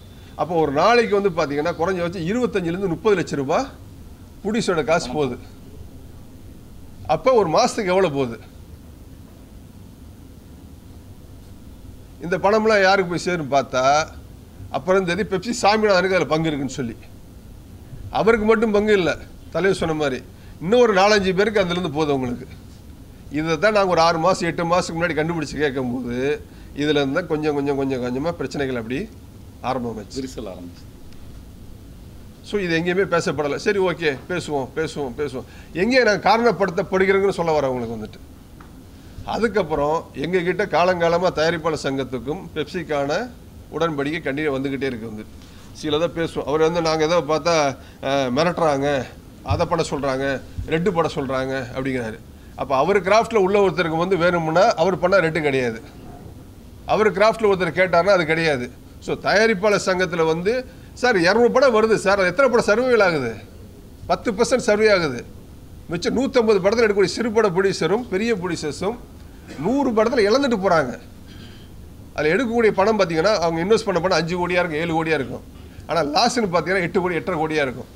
ஏன்னா படம் எடுக்கிற ஃபஸ்ட் காப்பி தாண்டி படம் ரிலீஸுக்கு அவங்க செய்யக்கூடிய செலவுகள், ப்ரொமோஷனாக இருக்கட்டும், வினையாளாக இருக்கட்டும், போஸ்டர்ஸாக இருக்கட்டும், தேட்டரில் பண்ணுறதா எல்லாம் கியூபாக இருக்கட்டும், எக்ஸட்ரா நிறைய போய்கிட்டே இருக்குது. எடுத்த காசு 7 கோடி ரூபா, லாஸ்ட்டு பார்த்தா 8.5 கோடி ரூபா இருக்குது. இந்த மாதிரி வருஷத்துக்கு பார்த்தீங்கன்னா 100 ப்ரொடியூசர்ஸ் இருக்காங்க. ஆனால் அவங்க தொழிலாளர் சொல்லலை. ஆனால் அந்த 100 ப்ரொடியூசரும் தொழிலாளர் குறை வச்சதே கிடையாது, சம்பளம் பேலன்ஸ் வச்சதே கிடையாது. மிஞ்சி போனால் என்ன பண்ணியிருப்பாங்க, இயலாமை சூழ்நிலையில் ஒரு 75% இன்வெஸ்ட் பண்ணியிருப்பாங்க. ஒரு நாள் 2 நாள் ஷூட்டிங் பேலன்ஸ் வச்சுருப்பாங்க. ஷூட்டிங் பேலன்ஸ் தொழிலாளருக்கு அதையும் கூட சில சமயம் ரிலீஸில் கொடுத்துறாங்க. ஆனால் இதை போய் மேடையில் போய் ஒரு ப்ரொடியூசர்ஸ் பாவம் சார், ப்ரொடியூசரும் பாவம் சார், இதை போய் மேடையில் சாமினா கொச்சப்படுத்துறாரு. அவங்க ஒரு நாள் சம்பளங்கள் கொடுக்கல அப்படின்னு சொல்லி. ஏங்க 135 நாள் ஒருத்தன் படம் எடுத்திருக்கான் ஒரு தயாரிப்பாளர், ஒரு நாள் சம்பளம் கொடுக்கலாம், அதை போய் குறையா சொல்லலாமா சார்? நான் கேட்குறேன். இங்கே யார் சார் எடுத்து யார் சார் சம்பாரிச்சிட்டு போகிறாங்க சொல்லுங்கள் நீங்கள்? இன்றைக்கி 1/3 ப்ரொடியூசர்ஸ் கூட கிடையாதுங்க சார், எல்லாம் கார்பரேட்டர்ஸ் பண்ணிக்கிட்டு இருக்காங்க. சர்வேல் பண்ண முடியலை. அவர் எப்படி ஒரு தொழிலாளர்கள் சர்வேல் பண்ணணுங்கிறாரு. இங்கே தயாரிப்பாளர் நினச்சி பாருங்க, நீங்கள் இந்த 10 வருஷத்தை எத்தனை பேர் கண்டினியூ பண்ணிக்கிட்டு இருக்காங்க. இதில் பெரிய லாபம் கிடைக்கும். நான் 4 படம் எடுப்பேன் வருஷத்துக்கு, அண்ணன் 5 படம் எடுப்பார், அவர் 8 படம் எடுப்பார். சரி, இதையெல்லாம் விட்டுட்டு அவங்க மட்டும்தான் இண்டஸ்ட்ரிக்கு வேலை செய்கிறாங்க, நாங்களாம் ரிலீஸுக்கு வேலை செய்கிறோம், ப்ரொடியூசர்ஸ் கவுன்சில் யாரும் வேலை செய்கிறது இல்லை இப்படின்னு ஒரு இதை அப்படியே ஒரு திசையை திருப்பி கொண்டு போயிட்டு இருக்காரு. இதெல்லாம் தாண்டி நடப்பு சங்கத்துக்கு கூட போய் எப்போ சமீப காலமாக நம்ம கூட இந்த உடன்படிக்கையை வந்து எப்போ பண்ணாரோ அப்போ தான் இந்த பிரச்சனை ஆரம்பிச்சது. இதை எங்கேயுமே சொல்லாமல், அதான் எதை சொல்கிறாங்க, ஒரு மனிதனை வந்து தனிப்பட்ட முறையில் காயப்படுத்தினீங்கன்னா அவன் திசை திரும்புன்னு சொல்லுவாங்கள்ல, அந்த மாதிரி திசையை திருப்பி கொண்டு போய்கிட்டு இருக்காங்க சார். இதுதான் ஆரம்பத்தில் வந்து பெப்சிக்காகவும் எங்களுக்காகவும் உள்ள நடந்தது அப்படின்னு. இதை தெரியாமல் வந்து பார்த்தீங்கன்னா 2 நாளைக்கு முன்னாடி ஒரு ஆடியோ ப்ரெஸ் மீட், மூத்த டைரக்டரான ஆர் உதயகுமார் அண்ணன், அவர் நிறைய பெரிய படங்களை பண்ணியிருக்காரு, ஒரு நிர்வாக பொறுப்பில் இருக்கார். அவர் இன்டர்வியூ நீங்கள் எடுத்து பார்த்தீங்கன்னா உங்களுக்கு தெரியும். உங்களுக்கு வந்துட்டு அதாவது 1 கோடி ரூபாய்க்கு செலவு பண்ணக்கூடிய படத்தில் வெறும் 3 லட்சம் ரூபாய் தான் தொழிலாளர்களுக்கு போகுது, கான்ட்ராக்ட் இல்லாமங்கிறாரு. நான் சொல்கிறேன், அண்ணன் சொல்லக்கூடிய வழிகாட்டியாக இருக்கக்கூடிய இதெல்லாம் பார்த்து எத்தனை தயாரிப்பாளர் நம்பி வருவாங்க சார், எவ்வளோ பேர் ஏமாறுவாங்க. இதெல்லாம் வந்து ஒரு தப்பாக சொல்லக்கூடாது. அது பொறுப்பில் இருந்துக்கிட்டு நான் வேணால் நாளைக்கு 1 கோடி ரூபா தர்றேன் அண்ணனுக்கு, ஒரு 3 லட்சம் ரூபாய்க்கு ஒரு படத்தை எடுத்து கொடுக்க சொல்லுங்கள், அவரே எல்லா கிராஃப்ட்டையும் ஃபிக்ஸ் பண்ணிக்கிறட்டும் உங்களுக்கு. ஏன் இப்படி மாற்றி பேசிக்கிட்டு இருக்காங்க? தயாரிப்பாளர் வேலை சார், தயாரிப்பாளர் பெப்சியை தான் நிறைய பிரச்சனைகள் இருக்குது சார், எல்லா பிரச்சனையும் சொல்லி தான் பண்ணிக்கிட்டு இருக்காங்க. என்னைக்கு ஒரு தயாரிப்பாளர் படத்தை எடுக்கிறாரு சார், ஒரு தாய் மாதிரி சார், உண்மையாக சொல்கிறேன், ஒரு தாய் மாதிரி ஒரு சொல்லக்கூடிய ஒரு கதைக்கு அண்ணன் தங்கச்சி அக்கா தம்பி கூட ஹெல்ப் பண்ணாத ஒரு சூழ்நிலை வந்து அந்த கதைக்கு ஒரு 50 லட்சமோ 1 கோடி ரூபாய் 1.5 கோடியோ 5 கோடியோ 10 கோடியோ செலவு பண்ணி தான் சார் எடுக்கிறாங்க. எல்லா படம் வெட்டி அடைஞ்சதா சொல்லுங்கள் நீங்கள்? எல்லா படத்தையும் ப்ரொடியூசராக இது பண்ணுறாங்க. உங்கள் பெப்சி கிராஃப்ட் தானே பண்ணுது, டெக்னீஷியன் தானே பண்ணுறாங்க. அதை நீங்கள் சரி பண்ணலாமே. கூட எங்களை குறை சொல்லிக்கிட்டே இருக்கிறீங்க போய். இதுலேயே உதயகுமார் சொல்கிறார், இந்த மாதிரி சொல்லிக்கிட்டு இருக்காரு. இந்த மாதிரி தயவு செய்து பொது வழியில் பேசும்போது என்னன்னு தெரிஞ்சு பேசுகிறது நல்லா இருக்கும் சார். ஏன்னா நீங்களாம் மதிக்கக்கூடிய மூத்த இயக்குனர், ஒரு பொறுப்பில் இருக்கிறீங்க. இனிமேலாவது கொஞ்சம் பேசுங்க. இந்த அமைப்புகளுக்கு வந்து தமிழ் திரைப்பட தயாரிப்பாளர் சங்கம் சப்போர்ட் பண்ணுது. இதனால் வந்து படித்த பசங்க, சினிமாவில் சாதிக்க நினைக்கக்கூடிய பசங்க எல்லாருக்குமே ரொம்ப சின்ன இதில் வந்து, ஏன்னா போராட்டம் தான் லைஃப்பில் வாழ்க்கை, அந்த மாதிரி போராடி வரக்கூடிய பசங்களுக்கு இந்த அமைப்பு வந்து ஒரு பெரிய பிளாட்ஃபார்மாக இருக்கும். இது நடந்த உங்களை விளக்கத்தை சொல்லுங்கள். அனைவருக்கும் வணக்கம். நேரடியாக நான் திரு செல்வமணி சார் வந்து போன 2 நாளைக்கு முன்பு நடந்த ப்ரெஸ் மீட்டில் கேட்ட கேள்விக்கு ராதாகிருஷ்ணன் பர்டிகுலராக என் பேரை சொல்லி கேட்டதுக்காக என்னுடைய பதிலை நான் சொல்லிடுறேன். புத்தமிழறிஞர் கலைஞர் வந்து 2010ஆம் ஆண்டு திரை உலகத்திற்கு ஏறத்தாழ 100 ஏக்கர் நிலத்தை கொடுத்தாருங்க. அதனுடைய ஆணை எண் 4/1/2010 கொடுத்தாங்க. அந்த ஆணை இதான் அவர் அன்னைக்கு சொன்னதில். அதில் வந்து 65 ஏக்கர் பெப்சிக்கு கொடுத்துருக்காங்க. அந்த 65 ஏக்கரில் திரு செல்வமணி அவர்கள் சொல்லும்போது சொல்கிறாரு, பொது பயன்பாட்டிற்கு அது கட்டுறதுக்கு, அந்த ஃப்ளோர் கட்டுறதுக்கு தான் சேர்த்து பர்மிஷன் கொடுத்தாங்க அரசாங்கன்னு சொல்கிறாங்க. இதுதான் அரசாணை. இந்த அரசாணை பக்கம் 3 பார்த்தீங்கன்னா தெளிவாக பெப்சி அன்னைக்கு இருந்து பெப்சி வேண்டுகோள் வைக்குது. என்ன வேண்டுகோள் வைக்குதுன்னா, ஒன்றான தென்னிந்திய திரைப்பட தொழிலாளர் சம்மேளனத்தில் 18,961 உறுப்பினர்கள், 706 வாக்களிக்கக்கூடிய உறுப்பினர்களும் அசோசியேட் உறுப்பினர்கள் உள்ளார்கள். அவர்களுக்கு வீடு கட்டி தருவதற்கும் அங்கே ஒலி கூடங்கள் அமைப்பதற்கும் அனுமதிக்கணும்னு சொல்லிட்டு இடம் ஒதுக்கி தரணும்னு சொல்லிட்டு இவங்க கேட்டாங்க பெப்சியில். ஆனால் அரசாங்கம் அதை ஏற்றுக்கொள்ளாமல் அவங்களுக்கு அரசாணை வெளியிட்டதில் 15 ஏக்கர்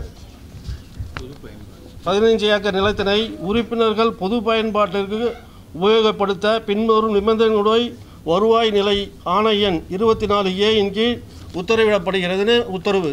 அந்த உத்தரவில் பொது பயன்பாட்டுன்னு சொல்கிறது அந்த நிலத்தில் சாலைகள், பூங்காக்கள், விளையாட்டு மைதானங்கள், நலவாழ்வு மையங்கள், அஞ்சல் அலுவலகங்கள், வங்கி, மின்சார வாரியம், காவல்துறை, கண்காணிப்பு நிலையம் போன்றதான் அங்கே பொது பயன்பாட்டிற்கு பயன்படுத்தணும்னு சொல்கிறாங்களே ஒழிய கமர்ஷியலாக கேட்டதை அரசாங்கம் அனுமதிக்கலை. 2010 கொடுத்த முத்தமிழறிஞர் கலைஞர் அன்னைக்கு முதலமைச்சராக இருந்து கொடுத்த ஜிஓ இது. அதை தான் இப்போ திரும்பி ரினியூவல் விட்டு போனதுக்கப்புறம் நாங்கள் முயற்சி எடுத்து தலைவர் எல்லாம் முதலமைச்சர், துணை முதலமைச்சர், சம்மந்தப்பட்ட அமைச்சர்கள்லாம் நாங்கள் சந்தித்து நம்ம தமிழ் திரைப்பட தயாரிப்பாளர் சங்க தலைவர் பாபா கடிதம் கொடுத்து அந்த கடிதம் 2வது ரினியூவல் பண்ண கடிதத்தில் உத்தரவில் அதை குறிப்பிட்டிருக்காங்க. அந்த லைன் பண்ணி 5வது ஐட்டம் தமிழ் திரைப்பட தயாரிப்பாளர் சங்கத்தின் கடித நாள் 9/10/2024 தமிழ் திரைப்பட தயாரிப்பாளர் சங்கம் கேட்டுக்கொண்டதற்கு இணங்க தான் இந்த ரினியூவலே ஆயிருக்கு. இப்போ போன வருஷம் ஆன ரினியூவில் தமிழ் திரைப்பட தயாரிப்பாளர் சங்க தலைவர் தலைமையில் முதலமைச்சரையும் துணை முதலமைச்சரையும் சம்பந்தப்பட்ட அமைச்சர்களையும் நேரடியாக சந்தித்து மனு கொடுத்ததன் அடிப்படையில் தான் இந்த ஜிஓ இப்போ போன வருஷம் ரினியூவல் பண்ணப்பட்டிருக்கு. ஆனால் அன்றைக்கி சொல்கிறாரு, நாங்கள் 200க்கும் மேற்பட்ட முறை நாங்கள் எல்லாரையும் சந்தித்தோம். தமிழ் திரைப்பட தயாரிப்பாளர் சங்கத்தில் எந்த விதமான முன்னேற்பாடும் இல்லை, நடவடிக்கை இல்லை, எந்த முயற்சியும் இல்லைன்றார். தமிழ் திரைப்பட தயாரிப்பாளர் சங்கம் கேட்டுக்கொண்டதற்கு இணங்க அரசு ஆணை. அப்படி இருக்க முழு பூசணிக்காய் சோத்தில் மறைக்கிற மாதிரி இதை நீங்கள் தப்பு பண்ணிவிட்டு அந்த 15 ஏக்கர் என்பது பொது பயன்பாட்டிற்கு ஃப்ளோர் கட்டுறதுக்கு பொது பயன்பாடு இல்லை, கமர்ஷியல் ஆகக்கூடாதுன்னு தான் உத்தரவு. அதை மீறி நீங்கள் கமர்ஷியல் பண்ணிவிட்டு நாங்கள் அதை பண்ணோன்னு அரசு அனுமதி கொடுத்த மாதிரி நீங்கள் காட்டிகிட்டு இருக்கிறது தப்பு. அதுதான் நாங்கள் அரசு கவனத்துக்கு கொண்டு போயிருக்கோம். ஒன்று நீங்கள் அதுக்கு முறையாக விளக்கம் சொல்ல வேண்டியது. நீங்கள் கோவப்பட்டு இதை ராதாகிருஷ்ணனுக்கு என்ன தெரியும், ராதாகிருஷ்ணன் எப்போ வந்தார், நான் எப்போ வந்தேன், என்ன வந்தேன்னு உங்கள்கிட்ட சொல்ல வேண்டிய அவசியம் இல்லை, உங்கள்கிட்ட அனுமதி வாங்க வேண்டிய அவசியம் இல்லை. ஏன்னா எங்கள் வீட்டு காசில் நாங்கள் எடுத்து படம் எடுக்கிறோம், உங்கள்கிட்ட அனுமதி வாங்க வேண்டிய அவசியம் எங்களுக்கு இல்லை. முதல்ல நீங்கள் உங்களுடைய தலைவர் பதவிக்கு அந்த பொறுப்புணர்ந்து நீங்கள் செயல்படணும். நீங்கள் தப்பு பண்ணியிருக்கிறோன்னு சொல்கிறோம், தப்பு பண்ணலன்னு சொல்லுங்கள், அதை காட்டுங்க, உத்தரவை காட்டுங்க. நான் என் கையில் இருக்க உத்தரவு, நீங்கள் காட்டுங்க உத்தரவை. ஆகவே இந்த மாதிரி சம்பந்தம் இல்லாமல் தயாரிப்பாளர் சங்கத்தில் இருக்க நிர்வாகிகளையும் தயாரிப்பாளர் சங்கத்தையும் நீங்கள் மீண்டும் மீண்டும் கொச்சைப்படுத்த நினைத்தால் இன்றைக்கு உருவாகி இருக்கிற அமைப்பு இந்த பத்திரிகையாளர் சந்திப்பு வாயிலாக தலைவர் சொன்ன மாதிரி தமிழ்நாட்டில் இருக்கிற படித்த வேலை இல்லாத இளைஞர்களுக்கு, இஸ்காம் படித்திருக்கிற இளைஞர்களுக்கு, அதே போல் தமிழ் திரை உலகில் சாதனை செய்ய வேண்டும் என்கிற எண்ணற்றவர்களுக்கு ஒரு வேலை வாய்ப்பை உருவாக்குவதற்கு தான் இந்த அமைப்பு உருவாக்கப்பட்டிருக்கிறது. யாருக்கும் நாங்கள் விரோதி இல்லை. ஆனால் உங்கள் நிர்வாகம் தான் சரியில்லை. நீங்கள் போய் எப்போ நீங்கள் என்ன தப்பு பண்ணால் எதுதான் தப்பு பண்ணணும்னு ஒரு மீட்டிங் நீங்கள் கேட்குறீங்க. நீங்கள் என்ன தப்பு பண்ணீங்க? 50 வருஷமாக இங்கே ஒப்பந்தத்தில் கையெழுத்து போடுறீங்க. நடப்பு தயாரிப்பாளர் சங்கத்தோட கையெழுத்து போட்டது தான் தப்பு. அடிப்படை அங்கே தான் ஆரம்பிச்சுது. அப்போ ஆரம்பிக்குள்ளே அதுக்கு மாற்று நீங்கள் எங்களுக்கு மாற்றி ஒரு இடம் நீ தருறீங்க, எங்களுக்கு ஒரு மாற்றம் நாங்கள் உருவாக்கி இருக்கோம். இதுதான். நன்றி, வணக்கம். அதாவது 25,000 பேர் இருக்காங்கன்னு ஒரு முறையும் சொல்லிகிட்டு இருக்காரு. 25,000 பேர் இருக்காங்களான்னா 25,000 பேர் எத்தனை பேர் வேலை கொடுக்குறீங்கன்னு அந்த டேட்டாவை நீங்கள் ரிலீஸ் பண்ணுங்கள். அதே மாதிரி தமிழ்நாட்டில் எல்லா மாநிலங்களிலும் இந்த மாதிரி ஒரு தொழிலாளர் கூட்டமைப்பு உருவாகியிருக்கு, அந்தந்த மாநிலங்கள் பெயரால் உருவாகியிருக்கு. அதே போன்று தான் தமிழ்நாட்டில் தமிழ் திரைப்பட தொழிலாளர் கூட்டமைப்பு உருவாகி இருக்கிறது.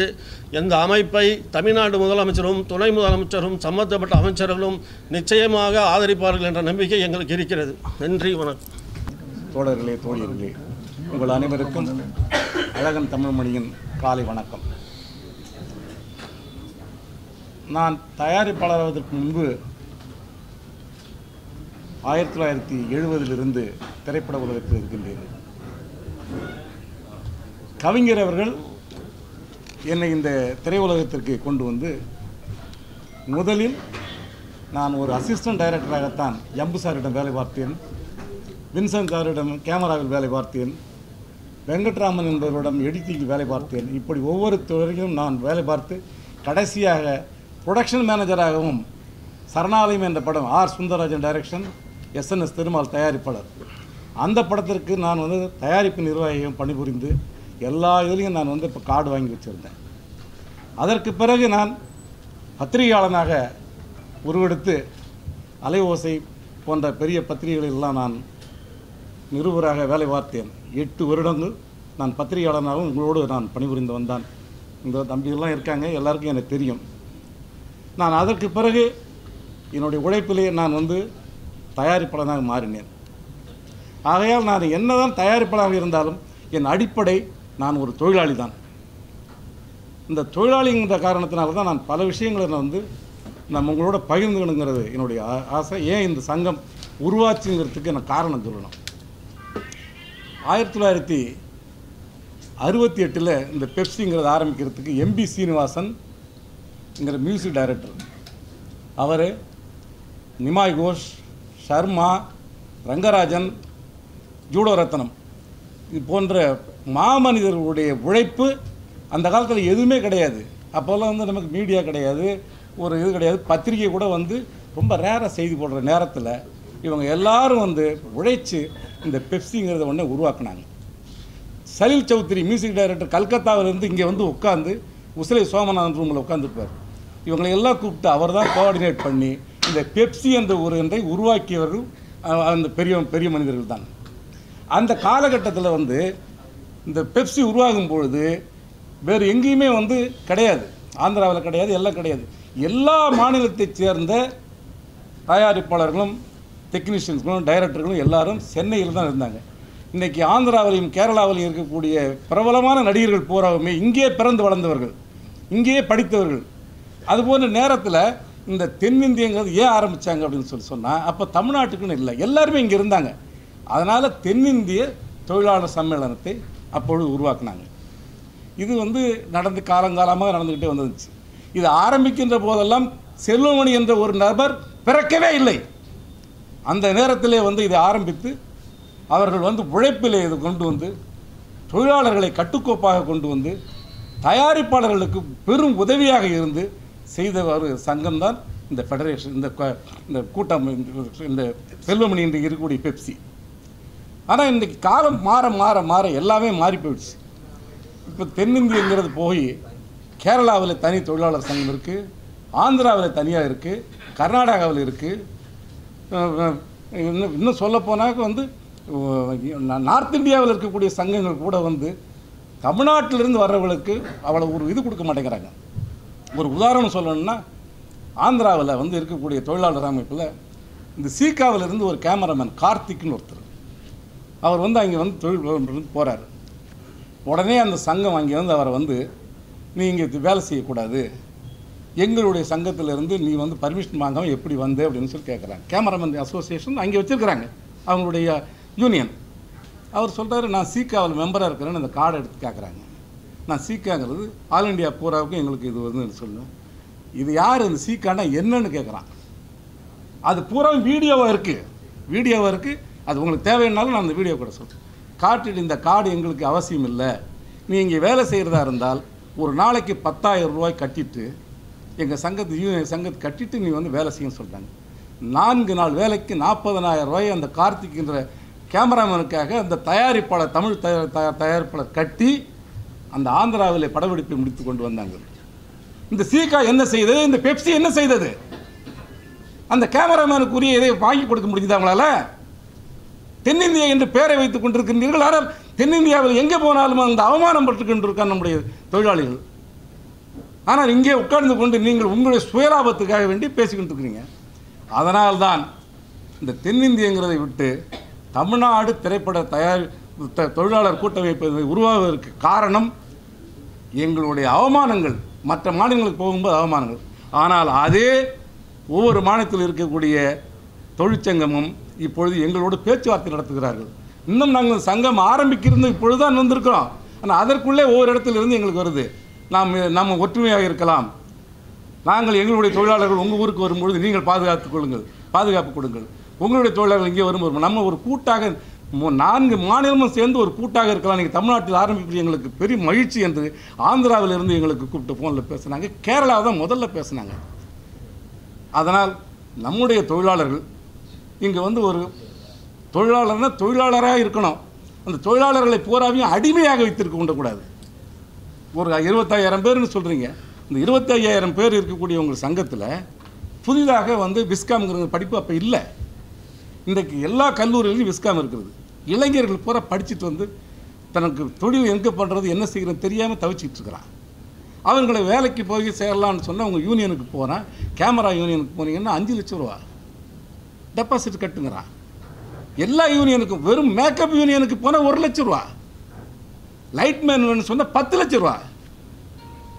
இப்படி வந்து நீங்கள் டெபாசிட் கட்டினா தானே பணம் இருந்தால் கூட அதை கட்டிட்டு போய் அவனுக்கு வந்து செய்யக்கூடிய ஒரு கெப்பாசிட்டி அவங்களுக்கு வேணும் இல்லை. அந்த படித்த படிப்புக்கு ஒரு வேல்யூ இல்லைல்ல. அப்போ அந்த படித்த இளைஞர்களுக்கெல்லாம் எப்படி வேலை கொடுக்குறது? நீங்கள் இந்த வச்சிருக்கிற இந்த 25,000 பேர்னு சொல்லிக்கிட்டே இருக்கிறீங்களே தவிர புதிதாக வர்றவர்களை எத்தனை பேர் நீங்கள் வேலைக்கு எடுத்துருக்கிறீங்க?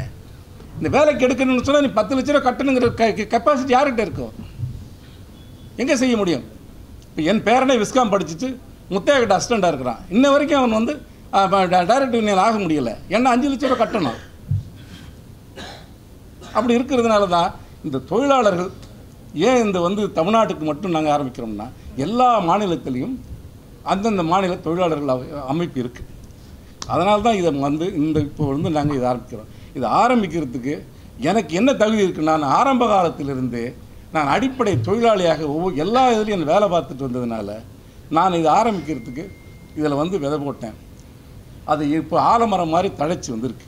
அதுக்கு மூல காரணம் தமிழ் திரைப்பட தயாரிப்பாளர் சங்கம் கொடுத்த ஊக்கமும் எங்களுக்கு ஆதரவும் தான்.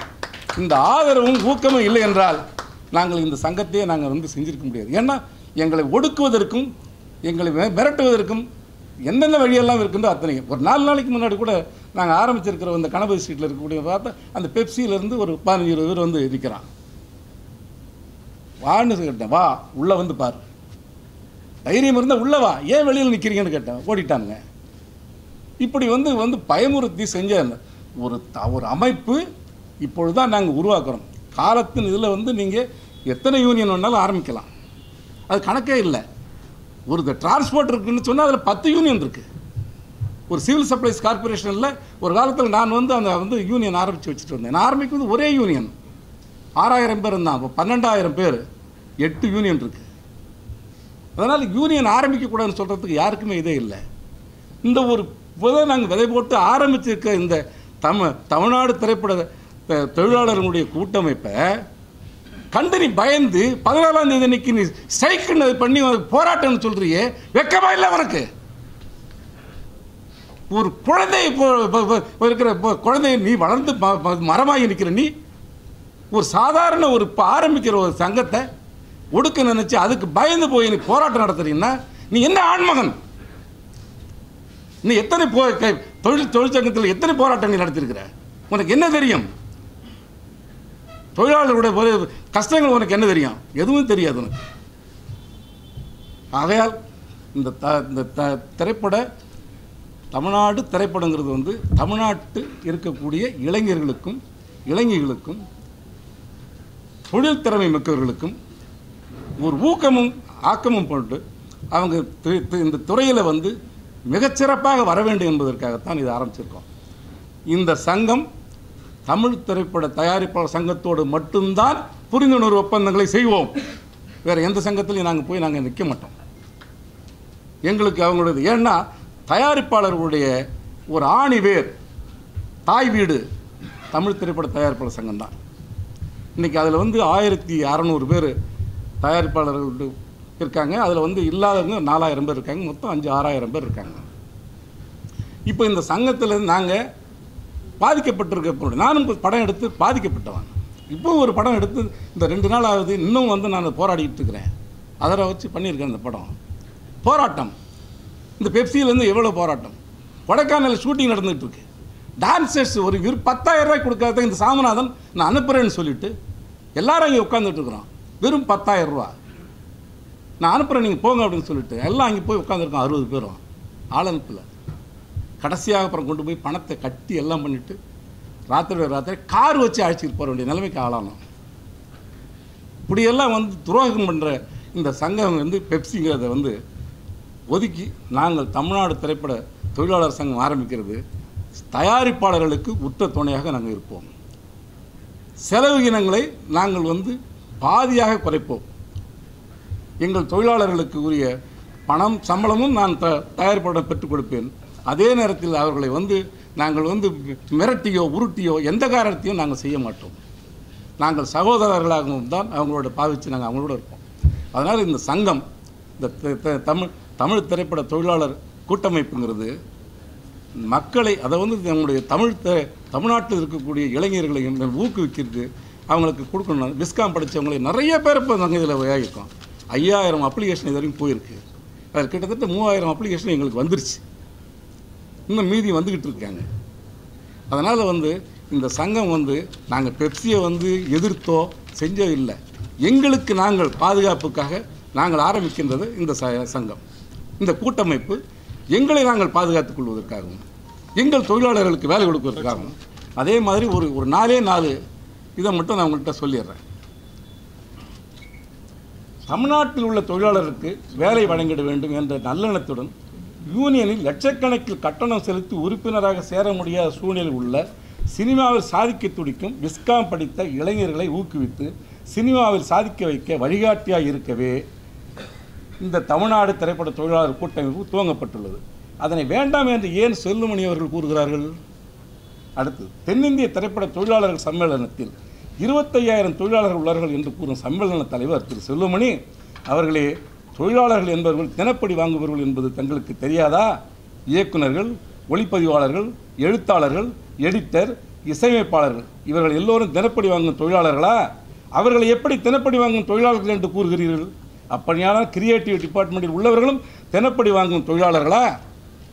தமிழ் திரைப்பட தயாரிப்பாளர் சங்கத்தின் இன்னொரு அங்கம் என்று கூறும் திரு செல்லுமணி அவர்களே, தயாரிப்பாளர்கள் நன்றாக இருந்தால்தான் தொழிலாளர்கள் நன்றாக இருப்பார்கள் என்ற அடிப்படை தெரியாதவரா நீங்கள்? தயாரிப்பாளர்கள் தான் நமக்கு வேலை வழங்கும் முதலாளிகள். அப்படி இருக்கையில் அனைத்து துறையிலும் தயாரிப்பாளர்கள் தான் அரவணைத்து காத்து வருகிறார்கள். அதற்கு உதாரணமாக விநியோகஸ்தர்கள் சங்கத்தின் தலைவராக உள்ள திரு கே ராஜன் ஒரு தயாரிப்பாளர், திரையரங்கு உரிமையாளர் சங்க தலைவர் திரு அபிராமி ராமநாதன் ஒரு தயாரிப்பாளர், நடிகர் சங்கத்தின் தலைவர் திரு நாசர், செயலாளர் திரு விஷால், துணைத் தலைவர் திரு கருணாஸ் தயாரிப்பாளர்கள், எழுத்தாளர் சங்கத்தின் தலைவர் திரு கே பாக்கியராஜ் தயாரிப்பாளர், திரைப்பட இயக்குநர் சங்கத்தின் தலைவர் திரு ஆர் வி உதயகுமார் ஒரு தயாரிப்பாளர், மேனேஜர் யூனியன் தலைவர் திரு பாலகோபி அவர்களும் தயாரிப்பாளர், சின்னத்திரை கூட்டமைப்பு தலைவர் திரு ஹரிராஜன் அவர்களும் தயாரிப்பாளர், பிஆர்ஓ யூனியன் தலைவர் திரு விஜயமுரளி அவர்களும் ஒரு தயாரிப்பாளர். அவ்வளவு ஏன் 3வது முறையாக தொழிலாளர் சம்மேளனத்திற்கு தேர்ந்தெடுக்கப்பட்ட தலைவர் திரு ஆர்.கே. செல்லுமணி அவர்களே தயாரிப்பாளர்கள் தான். அவ்வளவு ஏன் உங்கள் சம்மேளனத்தில் இணைக்கப்பட்டுள்ள பிற யூனியன்களின் திரைப்படம் தயாரித்த தயாரிப்பாளர் உள்ளார்கள் என்பது ஏன் உங்களுக்கு தெரியவில்லை? தயாரிப்பாளர் மீது இவ்வளவு வெறுப்பு காட்டும் திரு செல்லுமணி அவர்களே, ஒரு திரைப்படத்தின் தயாரிப்பாளர் தான் பல தொழிலாளர்களின் வாழ்க்கை தரத்தினை மேம்படுத்துகிறார். உங்களுக்கு தெரிந்தும் தெரியாது போல் நடிக்கிறீர்களா? இவைகளுக்கு மட்டும் நீங்கள் எங்களுக்கு பதில் சொல்லுங்கள். நன்றி, வணக்கம்.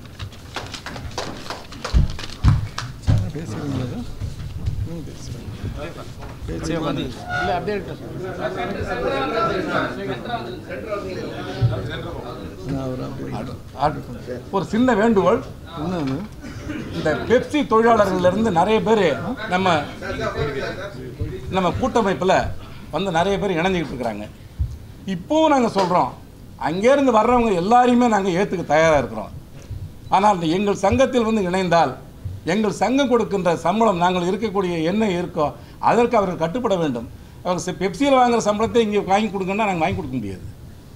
இங்கே நாங்கள் தயாரிப்பாளர்களுடைய படம் எடுக்கின்ற அந்த இதற்கு நாங்கள் என்ன புரிந்துணர்வு ஒப்பந்தம் பண்ணுறோமோ அதுக்கு இருந்தால் அவங்க எல்லாரையும் அரவணைச்சு பெப்சியிலிருந்து வரக்கூடிய எல்லா தொழிலாளர்களும் நாங்கள் இணைத்துக்கொள்ள தயாராக இருக்கின்றோம். நன்றி சார். எல்லாருக்கும் வணக்கம். உஷ்ணம் கோடை காலத்துக்கு ரொம்ப வெளியே அதிகமாக இருக்குது. இருந்தாலும் யாருக்கும் பெப்சி கொடுத்து வரவேற்க முடியாத நிலைமையில் இருக்கும் சூழ்நிலை. அப்படி தவறாக நினைக்காதீங்க. இந்த புதிய கூட்டமைப்பு இது உருவாகிறதுக்கான ஆணிவேர் அடித்தளமாக இருக்கிறது தமிழ் திரைப்பட தயாரிப்பாளர்கள் சங்கம். அதன் நிர்வாகிகளுக்கு, சங்கத்தின் அனைத்து உறுப்பினர்களுக்கும் எங்களுடைய மனமார்ந்த நன்றி. ஏன்னா இதுக்கு விதை போட்டு இப்படி ஒரு மாற்றத்தை கொண்டு வரத்துக்கும் அடுத்த நகர்வுக்கு வழிவகுத்திருக்கிறதுக்கும் அவங்க நாங்கள் என்ன சொன்னாலும் நீங்கள் கேட்கணும், கட்டுப்படணும், நாங்கள் சொல்கிற நாங்கள் ரைட்னா ரைட்டில் போகணும், லெஃப்ட்னா லெஃப்டில் போகணுன்னு அவங்க அதிகாரம் பண்ண முடியும். அந்த ஆற்றல் தமிழ் திரைப்பட தயாரிப்பாளர்கள் சங்கத்துக்கும் இருக்குது, நிர்வாகிகளுக்கும் இருக்குது. ஆனால் எங்களுக்கு ஒரு ஃப்ரீ ஹேண்ட் கொடுத்துருக்காங்க. உங்களுக்கான ஒரு பாதை நீங்கள் அமைச்சுக்கிட்டு இருக்கீங்க, எங்ககிட்ட நீங்கள் ஆதரவு கேட்டு வந்திருக்கீங்க. அதுக்கு நாங்கள் முழுமையாக ஆதரவு தரோம். ஏன்னா திரைத்துறை அடுத்த கட்டத்தை நோக்கி முன்னேறணுங்கிறதுல நாங்கள் ரொம்ப முனைப்பாக இருக்கோம். அப்படிங்கிறது தான் தமிழ் திரைப்பட தயாரிப்பாளர்கள் சங்கத்தினுடைய அடிப்படை நோக்கம். அந்த காரணத்துக்காக தான் இந்த ஆதரவு கரத்தை நீட்டியிருக்காங்க. ஆனால் அதே நேரத்தில் எங்களை கட்டுப்படுத்தாமல் தொழிலாளர்களுக்கு தேவைப்படக்கூடிய உரிமைகள், அதிகாரங்கள், அவங்கள வழிநடத்துறதுக்கு தேவையான விதிகள் உட்பட அதை எப்படி கொண்டு போகணுமோ அப்படி கொண்டு போகிறதுக்கான முடிவுகளை நீங்கள் எடுத்துகிட்டு வாங்க. எங்கள் தரப்புலேருந்து அதுக்கான இன்புட்ஸ் ஏதாவது இருந்ததுன்னா அதை இன்னும் பெட்டர்மெண்ட் ஆக்கிறதுக்கு அந்த இன்புட்ஸ் நாங்கள் கொடுக்குறோன்னு இன்றைக்கும் மிக பெரும் துணையாக எங்களுக்கு ஆதரவாக இருக்கிற அனைத்து நிர்வாகிகளுக்கும் பெரு நன்றி. இந்த கூட்டமைப்புடைய நோக்கம் சுருக்கமாக சொல்லணும்னா, திரைத்துறை அகில உலக அளவிலேயே அடுத்த கட்டத்தை நோக்கி பரிணாம வளர்ச்சி அடைஞ்சு போயிட்டுருக்கு. சமீபத்தில் நடந்த வேவ்ஸ் நிகழ்வு அதுக்கு ஒரு எடுத்துக்காட்டு. எல்லாரும் அதை ஃபாலோ பண்ணியிருப்பீங்கன்னு நினைக்கிறேன். இந்த மும்பையில் இப்போ ரீசெண்டாக நிகழ்ந்த வேவ்ஸ் அந்த ஈவெண்ட் நிகழ்வு இருக்கிற இடத்துலேருந்து கடந்த ஒரு 20-30 ஆண்டுகளை அடுத்த இடத்தை நோக்கி சினிமா நகராமலேயே இங்கே இருக்குது. அதுக்கான காரணம் என்னன்னா, ஒரு திறன் மேம்பாடு, அதுக்கடுத்து ஒரு உலகளாவிய எக்ஸ்போஷர், செஞ்சதை தாண்டி வேற என்ன புதுசாக செய்ய போகிறோம் அப்படிங்கிறதுக்கான ஒரு தேடல், இதில் எங்கேயோ ஒரு தேக்க நிலை ஏற்பட்டு வந்திருக்கிறத எல்லாருமே ஏற்றுக்குவோம். அதை கடந்தும் சிறந்த படைப்புகள் வந்துட்டு இருக்குன்னா அது சில, ஆனால் அது இல்லாமல் நிறைய தேக்கம் அடைஞ்சிருக்கிறது பல. இப்போ அந்த மாதிரி வேவ்ஸ் மாதிரி ஈவெண்ட்ஸ் இங்கே வரும்போது அது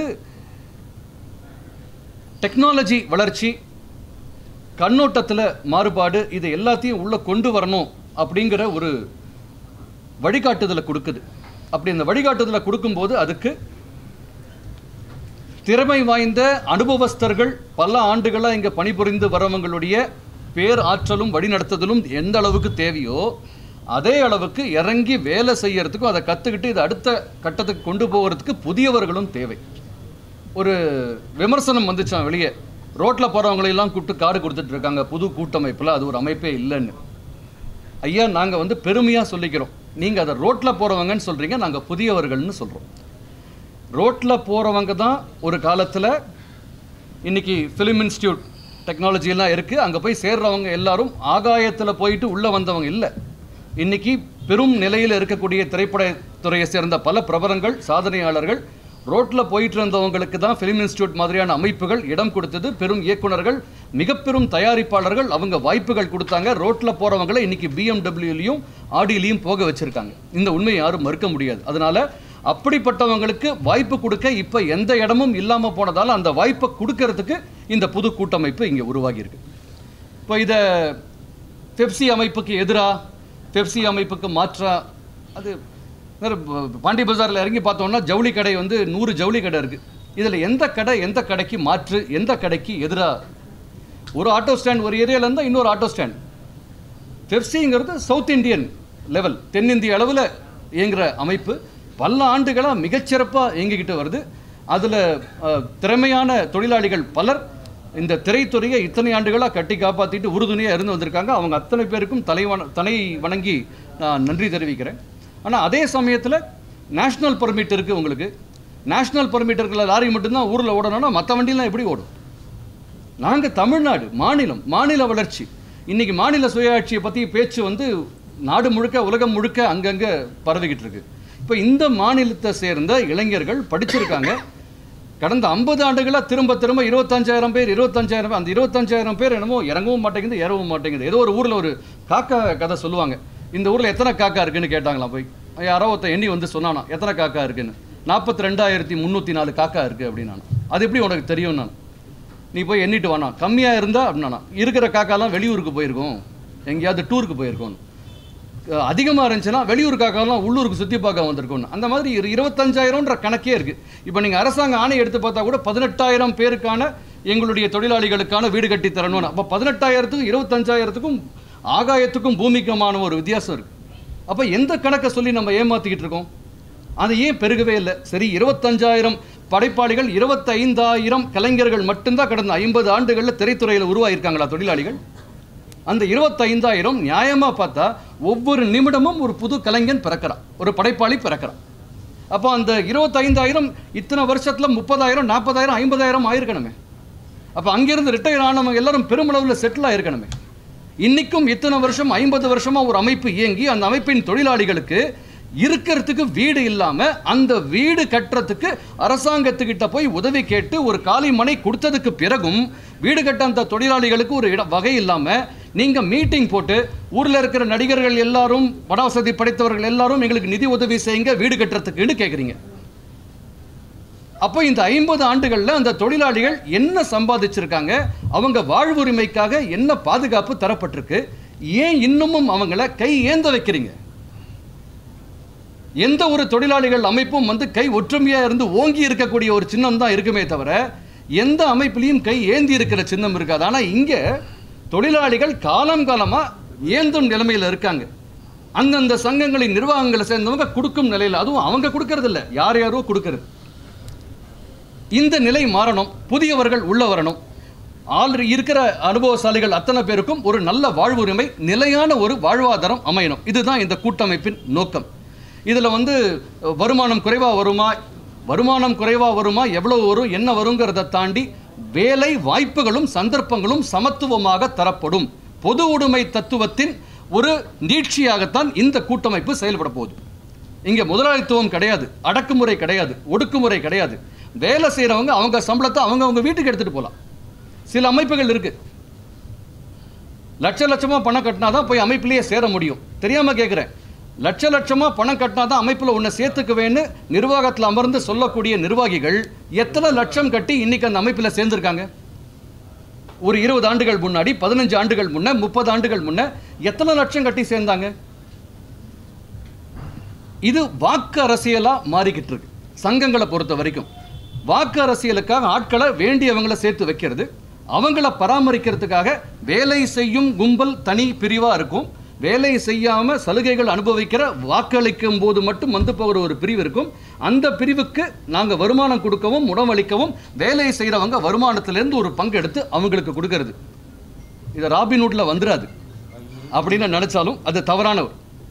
அடுத்தது முக்கியமாக இந்த கூட்டமைப்பினுடைய அடுத்த நோக்கம், இருக்கிற வேலையை இன்னும் திறம்பட சீர்பட இன்னும் ஆக்கப்பூர்வமாக, 2 வார்த்தைகள் ஆங்கிலத்தில் சொல்லுவாங்க, ஹார்ட் ஒர்க், ஸ்மார்ட் ஒர்க். காலங்காலமாக தொழிலாளிகள் ஹார்ட் ஒர்க் எப்படி பண்ணணுன்றதை மட்டுமே கற்றுக் கொடுத்து அதுக்காக அவங்கள பாராட்டி நீங்கள் நல்ல கடுமையாக உழைக்கிறீங்க, காலையிலேருந்து நைட் வரைக்கும் சிறப்பாக உழைக்க. ஹார்ட் ஒர்க் பண்ணுறது அடுத்த கட்டத்துக்கு கொண்டு போகாது, ஸ்மார்ட் ஒர்க் பண்ணணும். அதுக்கு அவங்களுக்கு பயிற்சி வேணும். பெருமதிப்பிற்குரிய திரு கமல்ஹாசன் அவர்கள் அவங்க ஃபிக்கி சேர்மனாக இருக்கும்போது அருமையான ஒரு திட்டம் கொண்டு வந்தாங்க. அந்த திட்டம் சிட் ஃபண்ட் மாதிரியான அறிமுகப்படுத்தப்பட்டு விரையமாக போச்சு. ஆர்பிஎல், ரெகக்னிஷன் ஃபார் ப்ரையர் லேர்னிங்னு ஒரு திட்டம் கொண்டு வந்தாங்க. இங்கே இருக்கிற தோழர்கள் அத்தனை பேருக்கு நினைவு இருக்குன்னு நினைக்கிறேன். ஆர்பிஎல் ஒரு 4-5 ஆண்டுகளுக்கு முன்னாடி இங்கே அறிமுகப்படுத்தப்பட்டது. அப்போ அந்த திட்டம் உலகளாவிய திட்டம். ஒவ்வொரு பிரிவிலையும் ஒவ்வொரு துறையிலையும், கலைத்துறை மட்டும் இல்லை எல்லா துறையிலையும் இருக்கிறவங்களை கூப்பிட்டு அவங்களுக்கு ஸ்கில் என்ஹான்ஸ்மெண்ட் பண்ணுறதுக்கும் அந்தந்த காலகட்டத்தில் என்ன வளர்ச்சி வருதோ அந்த வளர்ச்சியை அவங்களுக்கு அறிமுகப்படுத்துறதுக்கும் அவங்களையும் கையை பிடிச்சி முன்னேற்றி கொண்டு போகிறதுக்குமான ஒரு திட்டமாக இருந்தது. ஆனால் அந்த திட்டத்தை இங்கே அறிமுகப்படுத்தும் போது பரவலாக இருந்த வாக்கு என்னென்னா, 400 ரூபா கட்டி திட்டத்தில் சேருங்க, 3 மாதத்தில் உங்கள் பேங்க் அக்கௌண்ட்டில் 800 ரூபா போடுவாங்கன்னு அதை கிட்டத்தட்ட சிட் ஃபண்ட் திட்டமாக ஆக்கி விட்டாங்க. அந்த ஆர்பிஎல் எங்கே இருக்குன்னு இப்போ தெரியாது. மிகப்பெரிய தொலைநோக்கு கொண்ட திட்டம். அது போன்ற பயிற்சி அளிக்கும், அடுத்த நிலைக்கு முன்னேற்றும், வளர்ச்சிக்கு வழிவகுக்கக்கூடிய பயிற்சி வகுப்புகளையும் திட்டங்களையும் திறன் மேம்பாட்டையும் பெயர் அளவில் இல்லாமல் நடைமுறைப்படுத்துறது இந்த கூட்டமைப்பின் ஒரு முக்கியமான நோக்கம். இன்னொரு அம்சம் இதில் சினிமா இண்டஸ்ட்ரின்னு ஒரு வார்த்தையை காலங்காலமாக சொல்லிக்கிட்டே வந்துட்டு இருக்கோம். யோசிச்சு பார்த்தோம்னா சினிமா இண்டஸ்ட்ரியே கிடையாது.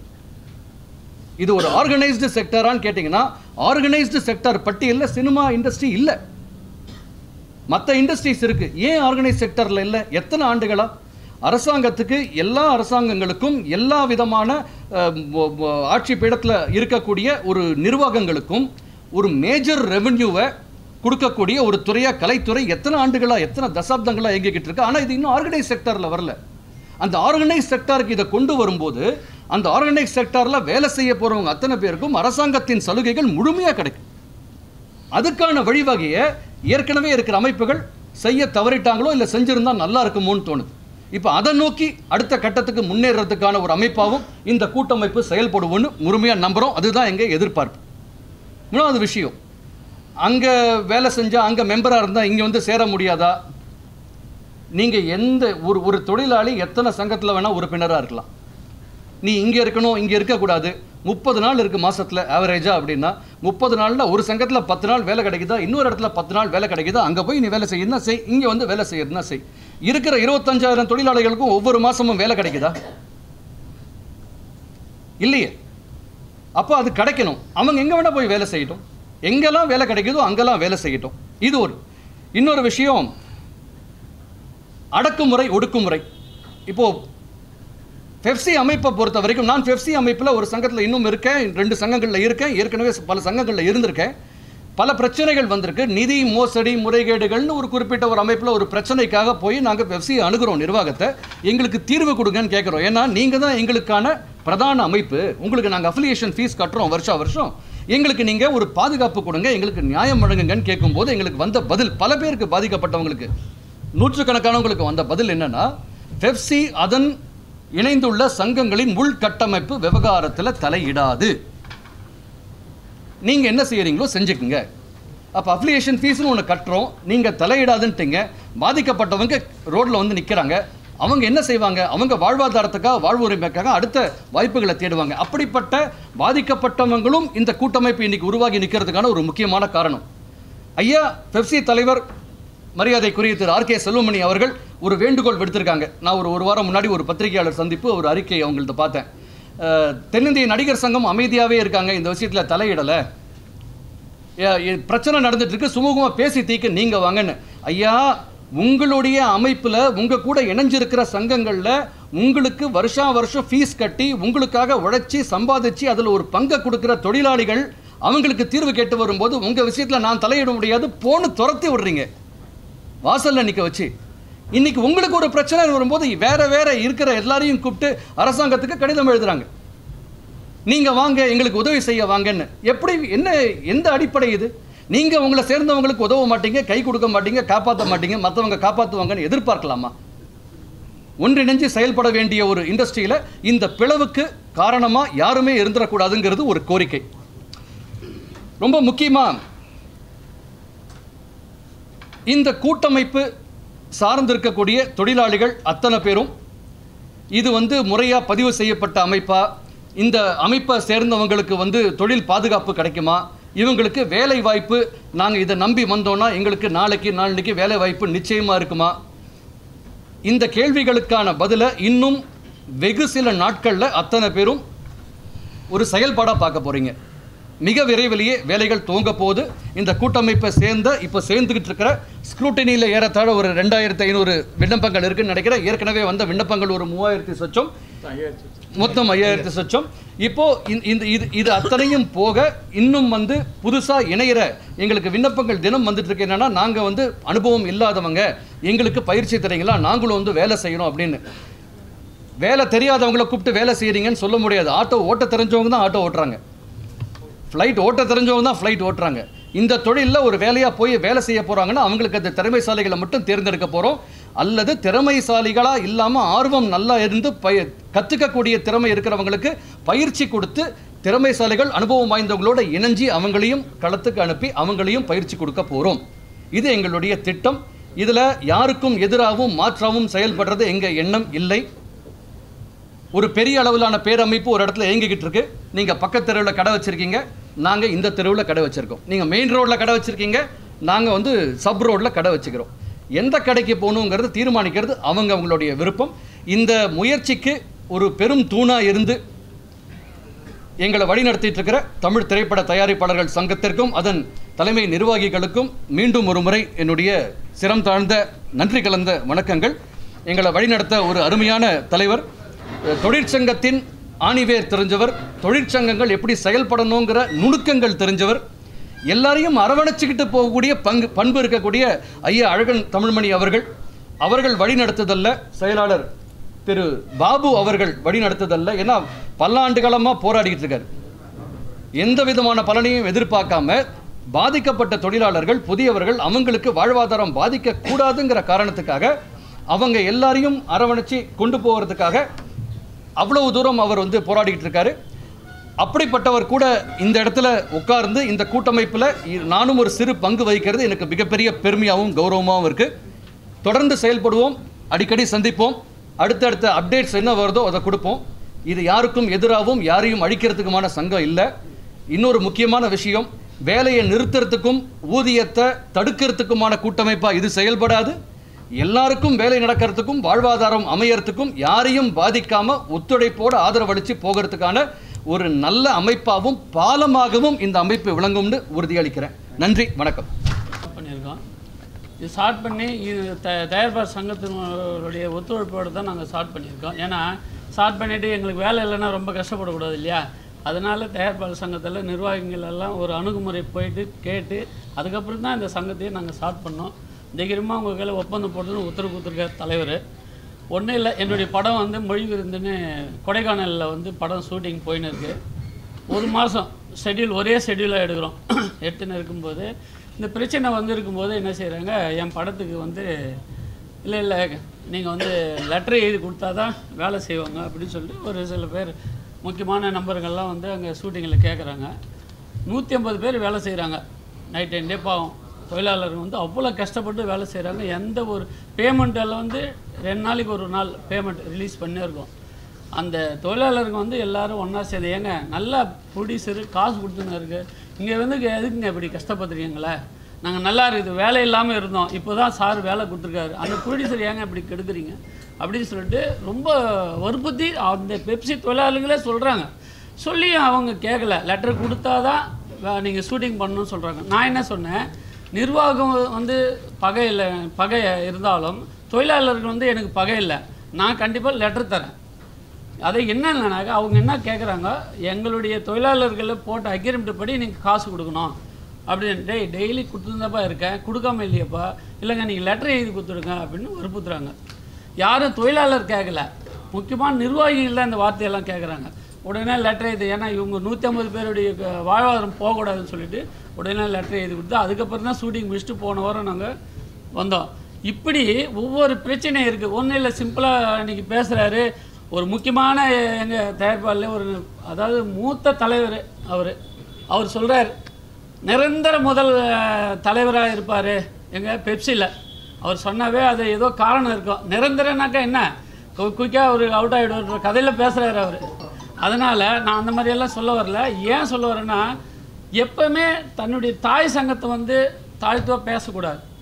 நீ போறியே போ, அந்த என்ன வேலை சரியா அதை போய் பாரு, நம்ம சங்கத்தை பற்றி குறை சொல்லாத. இங்கே இரவும் பகலுமா தலைவரும் செயலாளர்களும் அவ்வளோ கஷ்டப்பட்டு ஆனவருக்கு சரி எந்த பிரச்சனை இருந்தாலும் கூப்பிட்டு வீட்டுக்கு போயிட்டு பேசி கௌரவம் பார்க்காம அந்த பிரச்சனையை இது பண்ணுறாங்க. அதனால் இப்போ ஒன்றும் இல்லை, ரோட்டில் போகிறவங்கெல்லாம் சங்கத்தில் உறுப்பினராக சேர்த்துக்கிறாங்கன்னு சொல்கிறாங்க. இல்லைங்க, நான் 10 லட்ச ரூபா வாங்கலைங்க, 5 லட்ச ரூபா வாங்கலைங்க, ஒரு 5000 ரூபா வாங்குகிறோம், 2500 ரூபா வாங்குகிறோம். ஏன்னா ரோட்டில் போகிறவங்களுக்கு நாங்கள் சும்மா உடனே கார்டு கொடுக்கல, அவங்கள கூப்பிட்டு ட்ரைனிங் கொடுத்து அவங்க திறமையை படித்த பட்டதாரி திறமையை பார்த்து தான் நாங்கள் செலக்ட் பண்ணுறோம். அதுக்காக நான் ரோட்டில் போகிறேன்னா அவன் மனிதன் தானே, படிச்சிருக்கான்ல, ஒரு குடிசை வீட்டில் இருக்கு, ஒரு டிகிரி படிச்சிருக்கான், அவனுக்கு ஒரு வேலை வாய்ப்பு கொடுக்கணும் இல்லையா? அவங்க கஷ்டம் எப்படி, அவன் போய் 5 லட்ச ரூபா கட்ட முடியுமா? கட்ட முடியாது. ரெண்டும் வேணாப்பா, எனக்கு 5000 ரூபா, அந்த 5000 ரூபாய் 2 இன்ஸ்டால்மெண்ட்டை கட்டு, ஒரே இதோட கொடுக்க வேணாம், எங்களுக்கு 2 இன்ஸ்டால்மெண்ட்டை கட்டுன்னு சொல்லி எங்கள் தலைவரெல்லாம் எந்த ஒரு உறுப்பினர் சேர்த்தாலும் நீங்கள் அவங்க திறமையை ட்ரைனிங் கொடுத்து எடுங்கன்னு சொல்லி அப்படியெல்லாம் நாங்கள் கஷ்டப்பட்டு எடுத்து இந்த அமைப்பு உருவாக்கியிருக்கோம். எந்த ஒரு கஷ்டம் வந்தாலும் நாங்கள் இது ஸ்டெடியாக இருந்து இந்த சங்கத்தை உறுதிப்படுத்தி நாங்கள் 10 பேருக்கு வேலை கொடுப்போம். நன்றி, வணக்கம். ஓகே சார், எல்லாருக்கும் வணக்கம். இந்த தமிழ் திரைப்பட தொழிலாளர்கள் கூட்டமைப்பு மற்றும் தயாரிப்பாளர்கள் சங்கம் இது இணைந்து நடத்தக்கூடிய இந்த ப்ரெஸ் மீட்டோடைய முக்கிய நோக்கம் என்னென்னா, ஆர்கே செல்வமணி அவரால் நியாயப்படுத்த முடியாத விஷயங்களுக்கு நம்ம மேலே அவதூறு பரப்பி அடிக்கடி ப்ரெஸ் மீட் கொடுக்குறார். அது என்ன உண்மைன்னு உங்களுக்கு தெரியணும், மக்களுக்கு தெரியணும், திரைப்பட தயாரிப்பில் திரைப்பட இண்டஸ்ட்ரியில் இருக்கக்கூடிய தொழிலாளர்களுக்கு தெரிய வேண்டும். அதற்காகத்தான் இந்த மீட்டிங். இதுக்கு மேலே ஒன்றும் இல்லை. ஒரு இடத்துல எத்தனை இண்டஸ்ட்ரி வேணால் வரல. முதல்ல அமேசான் வந்தது, அதுக்கப்புறம் இன்னொரு ஒவ்வொரு ஆப் டிஃப்ரெண்ட் ஆப்ஸ் வருது. ஃபஸ்ட்டு நிக்கிகாமின்னு ஒரு கேமரா வந்தது தமிழ்நாட்டில். ஃபஸ்ட்டு வந்த டெலிவிஷன் கேமரா அது நான் தான் ஆப்ரேட் பண்ணேன். அதற்கு பிறகு இத்தனை கேமராஸ் வந்திருக்கு. அதெல்லாம் எப்படி வரலாம், அது எப்படி வரலாம், யாரும் கேட்கல. ஃபஸ்ட்டு ஷூர் மைக் மட்டும் தான் வந்தது. அதுக்கப்புறம் இன்றைக்கி எத்தனையோ மைக்ஸ் வந்துருச்சு. இங்கே இருக்குது பட்டன் மைக் இருக்குது, அங்கேருந்து ரெக்கார்ட் பண்ணுற மைக் இருக்குது, எவ்வளவோ இருக்குது. ஆனால் இந்த பெப்சியை பற்றி சொன்னார் யாரெல்லாம் துவங்கினார்கள் என்று. ஆனால் அந்த பெப்சின்னு அது வந்து film federation of south India, அதை வந்து பெப்சின்னு சுருக்கி பெயர் வைத்தது என்னுடைய அப்பாவும் திரு எம்பி சீனிவாசன். எங்கள் அப்பா எஸ்பி வெங்கட்ராமன் மாண்புமிகு முதலமைச்சர் அப்பா பேரில் தான் ஒரு தெரு, எங்கள் தெருவுக்கு அந்த பேர் வச்சிருக்கிறேன். அந்த காரணம் சினி டெக்னீஷியன் அசோசியேஷனில் எங்கள் அப்பா வாஸ் த செக்ரட்டரி. ஸோ எல்லாரும் உழைச்சி தான் வந்திருக்கு. சினிமாங்கிறதே தனிப்பட்ட ஒரு ஆளுடைய ஒரு விஷயமே இல்லை, அது ஒரு கூட்டு முயற்சி. அதை முதல்ல தெரிஞ்சுக்கணும். என்னால் தான் நீ அப்படின்னா சொல்கிறவனுக்கு அழிவு காலம் வந்துருச்சுன்னு அர்த்தம். இதுதான் அடிப்படையான ஒரு விஷயம். தவிர வந்து பேக்கெட்லேருந்து பணம் எடுத்து 24 கிராஃப்ட்டுக்கு கொடுக்குறது தயாரிப்பாளர். அந்த பணம் வாங்குறவன் நீ எவ்வளோ யாருக்கு எவ்வளோ பணம் எடுத்து கொடுக்கணும்னு சொல்கிறதுக்கு எந்த உரிமையும் கிடையாது. கொடுக்குற பணம் உனக்கு சரியாக இருந்தால் வேலை செய், இல்லையா வெளியில் போயிடும். ஒரு 5000 ரூபாய்க்கு ஒரு வேலை ஒரு தொழிலாளி செய்கிறாருன்னா அதே வேலையை 2000 ரூபாய்க்கு அதை விட திறம்பட இன்னொரு தொழிலாளி செய்தால் அதை வைத்து கொள்வதற்கு பணம் போடக்கூடிய முதலாளிக்கு அதிகாரம் உண்டு. அதான் அரசியலமைப்பு சட்டம் சொல்லுது. அதை தாண்டி ஆர்கே செல்வமணி சொல்கிறதெல்லாம் கேட்குறதுக்கு இங்கே யாரும் கிடையாது. ஆர்கே செல்வமணி இன்னைக்கு பெப்சி தலைவரானதே தவறான முறை. ஏன்னா பெப்சியில் யார் தலைவராக முடியும் என்றால் அவர்கள் வந்து இந்த 24 கிராஃப்டில் ஒரு நிர்வாகியாக இருக்கணும். பெப்சி இவன் ஆர்கே செல்வமணி வந்து டைரக்டருடைய யூனியனில் நிர்வாகி கிடையாது, அவர் ஆலோசகர். அப்போ ஆலோசகர் எப்படி தலைவராக வர முடியும்? அதுவும் எலெக்ஷன் நடந்து வரணும், தேர்ந்தெடுக்கக்கூடக்கூடாது. பெப்சியில் முதல்ல அதை யாராவது கோர்ட்டுக்கு போய் கொஸ்டின் பண்ணால் ஆர்கே செல்வமணியுடைய பதவியே அடித்தளம் ஆட்டம் கண்டுவிடும். தவறும் வந்து அந்த பையனூரில் இத்தனை நிலம் கொடுத்து அதை பொது பயன்பாட்டுக்கு பயன்படுத்தணும் அரசாணை இருக்கும்போது அங்கே ஸ்டூடியோ கட்டி வாடகை கொடுத்து கோடிக்கணக்கில் பணம் சம்பாதிச்சு அதில் ஊழல் நடந்திருக்கிறது என்று இப்போ குறிப்பிடப்பட்டு விட்டது. இப்போ அடுத்தது அந்த கேஸ் எடுத்தால் அதற்கும் கணக்கே இல்லாத பணத்தில் வருமானத்தை எப்படி கொண்டு வந்ததுன்னு ஆர்கே செல்வமணி தான் சொல்லணும். தவறும் ஆர்வி உதயகுமார் பேசுகிறாரு, அவங்க பேசுகிறாருங்கிறதெல்லாம் இது வந்து ஒன்றும் ஆடியோ ரிலீஸ் ஃபங்க்ஷனில் நம்மளே மடித்து போட்ட ஷாலை கொண்டு வந்து திருப்பி போட்டு திருப்பி எடுத்துன்னு போயிட்டு திருப்பி போட்டு இதெல்லாம் பண்ணுறதுக்கு அந்த மாதிரி விளையாட்டெல்லாம் இது கிடையாது. இது ஃபஸ்ட்டு புரிஞ்சுக்கணும். 1.5 லட்ச ரூபா கொடு, நீ 1.5 லட்ச ரூபா கொடுத்து நீ பேசலாம் அப்படிங்கிறாங்க. ரோட்டில் போகிறவன் வரவன்னு திருப்பி திருப்பி அதே வார்த்தையை சொல்கிறாங்க. ஏன் சொல்கிறாங்கன்னா அப்படிப்பட்டவர்களை சேர்த்த யூனியன்லாம் இருக்குது. பொட்டி கடைக்காரன், பீடா கடைக்காரன், நம்ம வீட்டு கார் டிரைவர், சமயக்காரி பையன் எல்லாரையும் சேர்த்து வச்சு எலெக்ஷன் வந்தால் நான் 150 ஓட்டில் ஜெயிப்பேன், யாரும் எங்களை அசைக்க முடியாதுன்னு சொல்கிறவங்கலாம் இருக்காங்க. நான் எந்த ரேஞ்சில் நான் இதில் பேசுகிறேன்னா, நான் என் கெரியர் ஆரம்பித்ததே சினிமாவில் ஸ்டில் ஃபோட்டோகிராஃபர் ஆரம்பித்து நான் ஒரு 3 படம் ஒர்க் பண்ணேன். அப்புறம் எடிட்டர், அப்புறம் அசிஸ்டன்ட் டைரக்டர், ஸ்கிரிப்ட் ரைட்டர், அப்புறம் சினிமோட்டோகிராஃபி. அது தமிழ்நாட்டினுடைய முதல் தொலைக்காட்சி தொடர் 7 உலக நாடுகளில் எடுத்த படத்துக்கு நான் தான் சினிமோட்டோகிராஃபர். ஏன்னா நான் தான் ஹீரோ, அதனால தான். அடுத்தது வந்து சவுண்ட் மிக்சிங், சவுண்ட் ரெக்கார்டு. இத்தனை டெக்னீஷியன். நான் கிட்டத்தட்ட 12 யூனியனில் லைஃப் மெம்பராக இருக்கேன். ஆனால் நான் இந்த யூனியனில் தான் இருக்கணும், இந்த யூனியனில் இருக்கக்கூடாதுன்னு சொல்லக்கூடாது. ஒரு யூனியனில் நிர்வாகியாக இருக்கக்கூடியவர் இன்னொரு யூனியனில் நிர்வாகியாக இருக்கக்கூடாது, அவ்வளோதான். அது ஒரு கான்ஃப்ளிக்ட் ஆஃப் இன்ட்ரெஸ்ட். இப்போ இந்த யூனியன் தயாரிப்பாளர் சங்கம் பின்னாடி இருந்து இயக்கட்டும், என்ன தப்பு? எப்போ உனக்கு இந்த தயாரிப்பாளர் சங்கம் வேண்டாம், வருஷத்துக்கு 20 படம் எடுக்கிற தயாரிப்பாளர்கள் போகிறோன்னு பெப்சி வெளில போயிடுச்சோ, அப்புறம் வருஷத்துக்கு 250 படம் எடுக்கிற இந்த தயாரிப்பாளர் சங்கம் யாரோடு இருந்தால் என்ன, யாரை வச்சு ஆரம்பித்தா உங்களுக்கு என்ன? நீங்கள் பேசவே கூடாது. உனக்கு பிடிக்கல வெளில போயிட்டேன். அப்புறம் நாங்கள் யாரோட பேசணும், நாங்கள் யாரோட இருக்கணும்? கதிரேசன் தான் இதை இயக்கிட்டு போட்டோமே. கதிரேசன் யார்? அவரும் ரெகுலராக படம் எடுக்கிறவர். நீ யாருக்கு முதல்ல யாருக்கு நீ குடைச்சல் கொடுத்த? கதிரேசனுடைய படத்தோட டப்பிங் 3 மணிக்கு இருக்கிறத எப்படி நீ ஸ்டாப் பண்ண? அன்றைக்கி கதிரேசன் படத்தை ஸ்டாப் பண்ணாங்க. அப்போ நான் சொன்னேன், ஒரு 1/2 hour டைம் கொடுங்க, எங்களுடைய டப்பிங் ஆர்டிஸ்ட் யூனியன்லேருந்து நாங்கள் கொடுக்குறோம். தாசரதி சொன்னார், என்ன வாய்ஸோ அதே வாய்ஸுக்கு ஈக்குவலண்ட்டாக கொடுக்குறோன்னார். ஆனால் அவர் தான் சொன்னார், இல்லை ஏதோ உணர்ச்சி வசப்பட்டு செல்வமணி ஏதோ பண்ணுறாரு, அதுக்காக அந்த தொழிலாளர்களை நம்ம பாதிக்க விடக்கூடாதுன்னு. அந்த பெரிய மனசு பணம் போடுறவனுக்கு இருக்குது, பணம் வாங்குறவங்களுக்கு இல்லைன்னா யாருக்கு நஷ்டம்? அதை முதல்ல புரிஞ்சுக்கணும். நாம் தொழில் கொடுக்குறோம். உன்னை நானா படம் எடுக்க சொன்னேன் அப்படின்னா உன்னை நானா வேலைக்கு வர சொன்னேன்? ஒரு சின்ன சம்பவம் சொல்கிறேன். டிவிஎஸ் கம்பெனி ஒரு இடத்துல ரொம்ப நசிஞ்சு போச்சு. என்ன பண்ணுறதுன்னு தெரியல. கம்பெனியை லாக் அவுட் பண்ணலான்ட்டு இந்த ஓனர் பேசுகிறாரு. ஐயா லாக் அவுட் பண்ணாதீங்கய்யா, இல்லை உங்களுக்கெல்லாம் சம்பளம் கொடுக்கறதுக்கு எங்கிட்ட இல்லை, கம்பெனியை மூடுறதா தான் இருக்கும். இல்லை வேணாங்க, நாங்கள் 2 மாதம் சம்பளம் இல்லாத வேலை பார்க்குறோம், கம்பெனியை பழைய நிலைமை கொண்டு வரலான்னு அத்தனை தொழிலாளர்கள் சொன்னபோது அவங்க மறுபடியும் சொல்கிறாங்க, சம்பளம் இல்லாத வேலை வாங்குறது எங்களுக்கு சரியாக இருக்காது, ஒரு 6 மாதம் உங்களுக்கு 50% சேலரி கொடுக்குறோம், அதுக்குள்ளே எவ்வளோ இம்ப்ரூவ் ஆகுதோ ஒரு வருஷத்துக்குள்ளே அனைத்து தொழிலாளர்களுக்கும் ஃபுல் சேலரி கொடுத்து அந்த 6 மாதம் கொடுக்க முடியாத சேலரியும் கொடுத்து இன்றைக்கி கம்பெனி வேர்ல்டு லெவலில் பெரிய லெவலில் இருக்குது இன்றைக்கி. ஏனென்றால் தொழிலாளர்களும் முதலாளி நல்லா இருந்தால் தான் நினச்சா தொழிலாளர்கள் நல்லா இருக்க முடியும். படமே எடுக்கலைன்னா நீ யாரை வச்சு எங்கே போய் வேலை செய்வ? ஒரு எலக்ட்ரீஷியன் சாதாரணமாக காலையிலேருந்து ராத்திரி வரைக்கும் வேலை செய்கிறாரு, அவருக்கு 800 ரூபா சம்பளம் அப்படின்னு சொன்னால் ஒரு வீட்டில் அந்த எலக்ட்ரீஷியன் தன் செலவில் தான் போய் காஃபி சாப்பிட்டு வரணும், தன் செலவில் தான் டீ சாப்பிட்டு வரணும், தன் செலவில் தான் போய் லஞ்சு சாப்பிட்டு வரணும், தன் வீட்டில் தன்னுடைய செலவில் தான் கிளம்பி வரணும். ஆனால் சினிமா அப்படி இல்லை.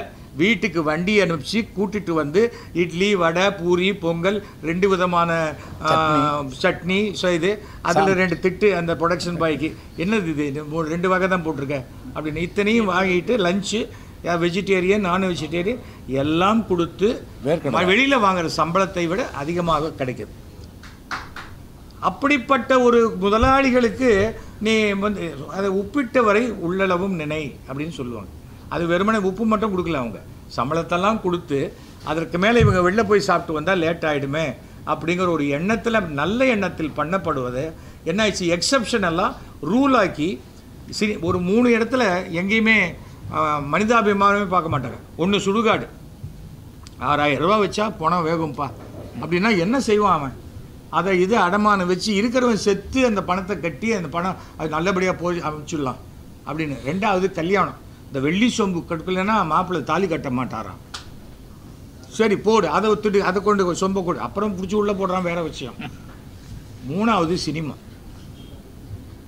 கவலையே பட மாட்டேன். ஒன்று எடுக்க சொன்னேன், நான் படம் துட்டை கொடு, துட்டை வச்சுட்டு பண்ணு. நான் இந்த படம் ரிலீஸ் ஆகிடுச்சுன்னா ரிலீஸ் ஆகிடுது போது நாளைக்கு அப்புறம் இந்த ஆள் எங்கே போடுவாருன்னு தெரியல அப்படிங்கிற கண்டிஷன் இருந்தால் பரவாயில்ல. அதுவும் அந்த டிஐ கம்பெனி பண்ணது பெரிய அயோக்கியத்தனம். அப்படிப்பட்ட டிஐ கம்பெனியை நம்ம தயாரிப்பாளர்கள் நாங்கள் இனிமேல் அங்கீகரிக்க மாட்டோம்னு சொல்கிறதுக்கு எல்லா ரைட்ஸும் இருக்குது. ஒரு 25,000 ரூபாய்க்காக 3 கோடி ரூபா வாங்குகிற சம்பள படத்தை எடுத்துக்கிற அங்கே கிட்டத்தட்ட அந்த டிஐக்கு கிட்டத்தட்ட 5 லட்சமாவது நம்ம கொடுப்போம். ஆமாம், 5 லட்சத்தில் லாஸ்ட் மினிட்ல நான் 25,000 ரூபா குறைச்சிக்கிறேன்னா அவன் என்ன பண்ணிருக்கணும்? நியாயமானவன் இருந்தால் தன் பணத்துலேருந்து 25,000 ரூபா பணத்தை அந்த பெப்சிக்கு கட்டிட்டு இந்த வர ஒர்க்கப் பண்ணியிருக்கணும். பண்ணாமல் நீ எப்படி வேணா போன்னு சொன்னால், பாகிஸ்தானில் தானே யுத்தம் நடக்குது, காஷ்மீரில் தானே நடக்குது, நமக்கு என்னென்னா அந்த வர ராக்கெட் இவ்வளோ தூரம் வரத்துக்கு இன்னும் எவ்வளோ நிமிஷம் ஆகும்? அந்த எண்ணம் நமக்கு இருக்கணும் ஃபஸ்ட். அடுத்தவனை நாம் வாழ வச்சா நாம் நல்லா வாழ்வோன்னு அந்த ஒரே காரணத்துக்காக ஆரம்பிக்கப்பட்டது தான். சில கம்பெனி சில இடத்துல 9 to 6 ஒர்க் பண்ணுவாங்க, சில இடத்துல 9 to 9 ஒர்க் பண்ணுவாங்க. ஐடி கம்பெனியில் சொல்லவே முடியாது, வேலையை முடிச்சு கொடுத்துட்டு வீட்டுக்கு போ, அவ்வளோதான், இல்லைன்னா சம்பளம் கிடையாது. அப்போ ஐடி கம்பெனியில் போய் இந்த யூனியன் போய் ஸ்ட்ரைக் பண்ண முடியுமா? அது எப்படி 9 to 6 ஆச்சு? அதுவாச்சு. டீ வேணுமா? டீ சீட்டுக்கு தான் வரும், நீ டீ குடிக்க ஏந்து போக முடியாது, காப்பி குடிக்க ஏந்தெல்லாம் போக முடியும், எல்லாம் அந்த இடத்துக்கு வரும். நீ வேலையை செய்யணும். வேலையே செய்யாமல் சம்பளம் வாங்கி பழக்கப்பட்டவர்கள், நிர்வாகிகளாகி சம்பாதிக்கிறவங்க யார்? ஏழை தொழிலாளிகிட்டே சுரண்டி சம்பாதிக்கிறவங்க, அவங்க பண்ணுற கூத்து தான் இது. அந்த 18,000 25,000 நான் சொல்லவே மாட்டேன், ஏன்னா அவங்களே லிஸ்ட்டில் 18,000 தொழிலாளர்கள் தான் கொடுத்துருக்காங்க. அப்படி இருக்கும்போது அந்த 18,000 வேலை பார்க்குற 10,000 பேரையும் வேலை இல்லாமல் அடிக்கக்கூடிய ஒரே ஆள் ஆர்கே செல்வமணி. ஃபஸ்ட்டு இதான் அவர் தயாரிப்பாளராக இருந்தவர். அவர் வந்து இப்போ இன்றைக்கி வந்த உடனே தொழிலாளருக்காக குரல் கொடுக்கணுன்னா நியாயமான குரல் கொடுக்கணும். இதே இந்த நம்முடைய இந்த கூட்டமைப்பு தொழிலாளர்கள் நலனையும் 100% பாதுகாக்கும், அதே சமயம் தயாரிப்பாளர்களுடைய நலனையும் 100% பாதுகாக்கும். அதில் எந்த விதமான மாற்று கருத்தும் கிடையாது. ஆனால் இதனுடைய முக்கியத்துவம் தமிழ் திரைப்பட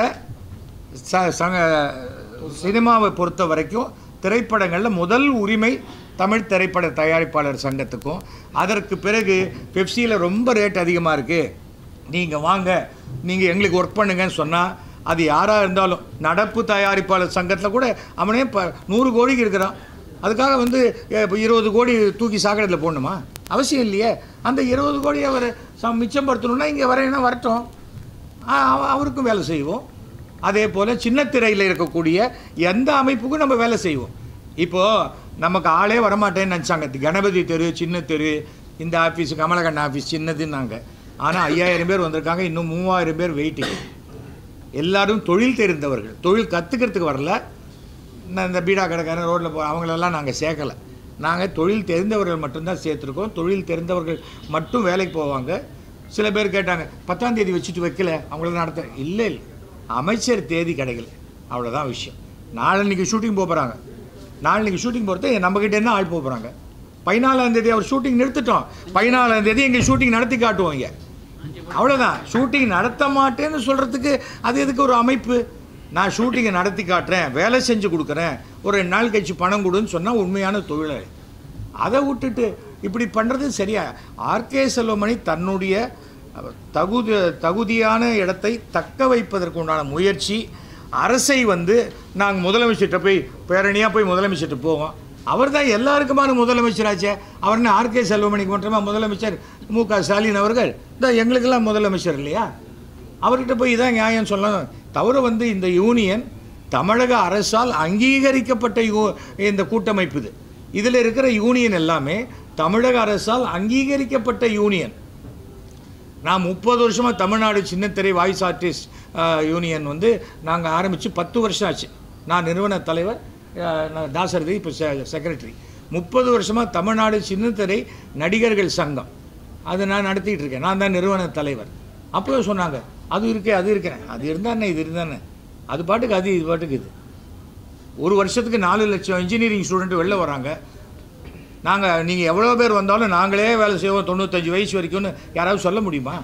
எல்லா இண்டஸ்ட்ரியிலையும் ரிட்டையர்மெண்ட் இருக்குது, இதில் இல்லையா? பெப்சியில் இருக்க தொழிலாளர்கள் யாருக்கெல்லாம் வேலை இல்லைன்னு நினைக்கிறீங்களோ நீங்கள் கேளுங்க. முதல்ல பணம் கட்டியிருப்பீங்களே 3 லட்ச ரூபா 5 லட்ச ரூபா, என் பணத்தை திருப்பி கொடு, நான் வெளியில் போகிறேன், என் கார்டை ஒப்படைக்கிறேன்னு சொல்லுங்கள். பெப்சியால் திருப்பி கொடுக்க முடியாது. இப்போ சொல்லுவாங்க இவர் தூண்டி விட்டார் பாரு நாள் அப்படிம்பாங்க. ஆனால் அதான் உண்மை. உனக்கு இன்றைக்கே பணம் இல்லைன்னா நீ கட்டின பணம் இருக்குல்ல இத்தனை வருஷம், அதுக்கு இன்ட்ரெஸ்ட் என்னாச்சு? கிட்டத்தட்ட 20 வருஷமாக கட்டியிருப்பேன் 3 லட்ச ரூபா. 20 வருஷம் முன்னாடி கட்டினேன்னா அந்த 3 லட்ச ரூபாய்க்கு இன்றைக்கி என்ன வேல்யூ? அதை கொடுக்கணும் இல்லை? அதனால் இது யாருக்கும் போட்டியான விஷயம் இல்லை, கையடக்கமான. யாருக்காவது வேணும்னா பெரிய கம்பெனியில் போய் வாங்குறவங்க பெரிய கம்பெனியில் வாங்க போகிறாங்க. தாஜ் ஹோட்டலில் போய் சாப்பிட்றவங்க தாஜ் ஹோட்டலில் சாப்பிட போகிறான், ரோடு கடையில் சாப்பிட்றோம் ரோடு கடையில் சாப்பிட போகிறோம். இன்ஃபேக்ட் ரோடு கடை இட்லி தாஜ் ஹோட்டல் இட்லியோட இன்னும் நல்லாயிருக்கும், செலவு குறைச்சி. அதுதான் எங்களோடது, இதுதான் மேட்ரு. அதனால் இதில் வேறு ஒன்றும் பெரிய இது அடிப்படையான விஷயங்கள் நிறையா. அவர் என்ன வேணால் கம்ப்ளைண்ட்ஸ் எல்லாம் சொல்வார். இதில் இருக்கக்கூடிய இதில் சங்கங்கள் சொல்கிறேன்: ஒளிப்பதிவாளர்கள் சங்கம், வாய்ஸ் ஆர்டிஸ்ட் யூனியன், நடனக்கலைகள் சங்கம், இயக்குநர்கள் சங்கம், எடிட்டர்கள் சங்கம், ஒளிப்பதிவாளர்கள் சவுண்ட் இன்ஜினியரிங், மேக்கப் சங்கம், costumer, art director, set assistant, lightman, இசைக்கலைஞர்கள் சங்கம், அப்புறம் அதர் டெக்னீஷியன்ஸ் எல்லாம் தே ஆர் கம்மிங். ஏன்னா இது நடக்காதுன்னு சொல்லியே நம்புறவங்க ஜாஸ்தி தானே. அதனால் ஒரு வேளை நடக்க ஆரம்பித்தப்போ போய் சேர்ந்துக்கலாம் அப்படின்னு நினைக்கிறவங்க இருக்காங்க. ஸோ இப்போது வந்து எங்களுக்கு நாங்கள் ஸ்டாப் பண்ணி வச்சுருக்கோம். இல்லை, கொஞ்சம் வெயிட் பண்ணுங்கள், முதல்ல வந்தவங்களுக்கு நம்ம ப்ரியாரிட்டி கொடுப்போம் அப்படின்னு சொல்லி we will start the shooting. இந்த 15ஆம் தேதி குரு பயிற்சி. அது முடிஞ்ச உடனே எந்தெந்த தயாரிப்பாளர்கள் விருப்பப்படுறாங்களோ, அது என்ன குரு பயிற்சியெல்லாம் பார்ப்பீங்களான்னு, பணம் போடுறவன் என்ன வேணால் பார்ப்பான். குரு பயிற்சி பார்ப்பான், சனி பயிற்சி பார்ப்பான், எல்லாத்தையும் நான் பார்ப்பேன். அதை எப்படி நீ பார்க்கலான்னு சொல்ல, அவன் காசு போடுறவனை பற்றி நீ நம்ம யோசிக்கவே முடியாது. எடுக்கிற படம் எப்படியா வேணா இருக்கலாம், ஆனால் தயாரிப்பாளர்கள் பாக்கி வைக்காமல் கொடுக்கறதுக்கு நாங்கள் ஏற்பாடு பண்ணுவோம். அதே போல் இங்கே இருக்கிற தொழிலாளர்கள் அவங்க ஆனஸ்ட்டாக மனதார வேலை செய்கிறதுக்கு உண்டான உதவிகளை செய்வோம். அன்றைக்கி வந்து ஒரு கிரேன் வந்தது, 24 பேர் வரணும், அகிலா கிரேன்னு பேர். ஆனால் இன்றைக்கி ஒரு 10,000 ரூபாய்க்கு கொடுத்தீங்கன்னா அது பாட்டுக்கு ஒரு ட்ரோன் வந்து எல்லாத்தையும் ஷூட் பண்ணிட்டு போய்டுறது. அப்போ நீ அதைத்தான் எடுத்துன்னு வரணும், அதுதான் வேணும். ட்ரோன் வந்து அப்படியே வந்து காலு கிடுக்கில் போய் திருப்பி வெளில வருது. அகிலா கிரேன் காலு கிடுக்கில் போச்சுன்னா ஆர்டிஸ்ட் மேலே போய்டுவார். எப்படி முடியும் அது?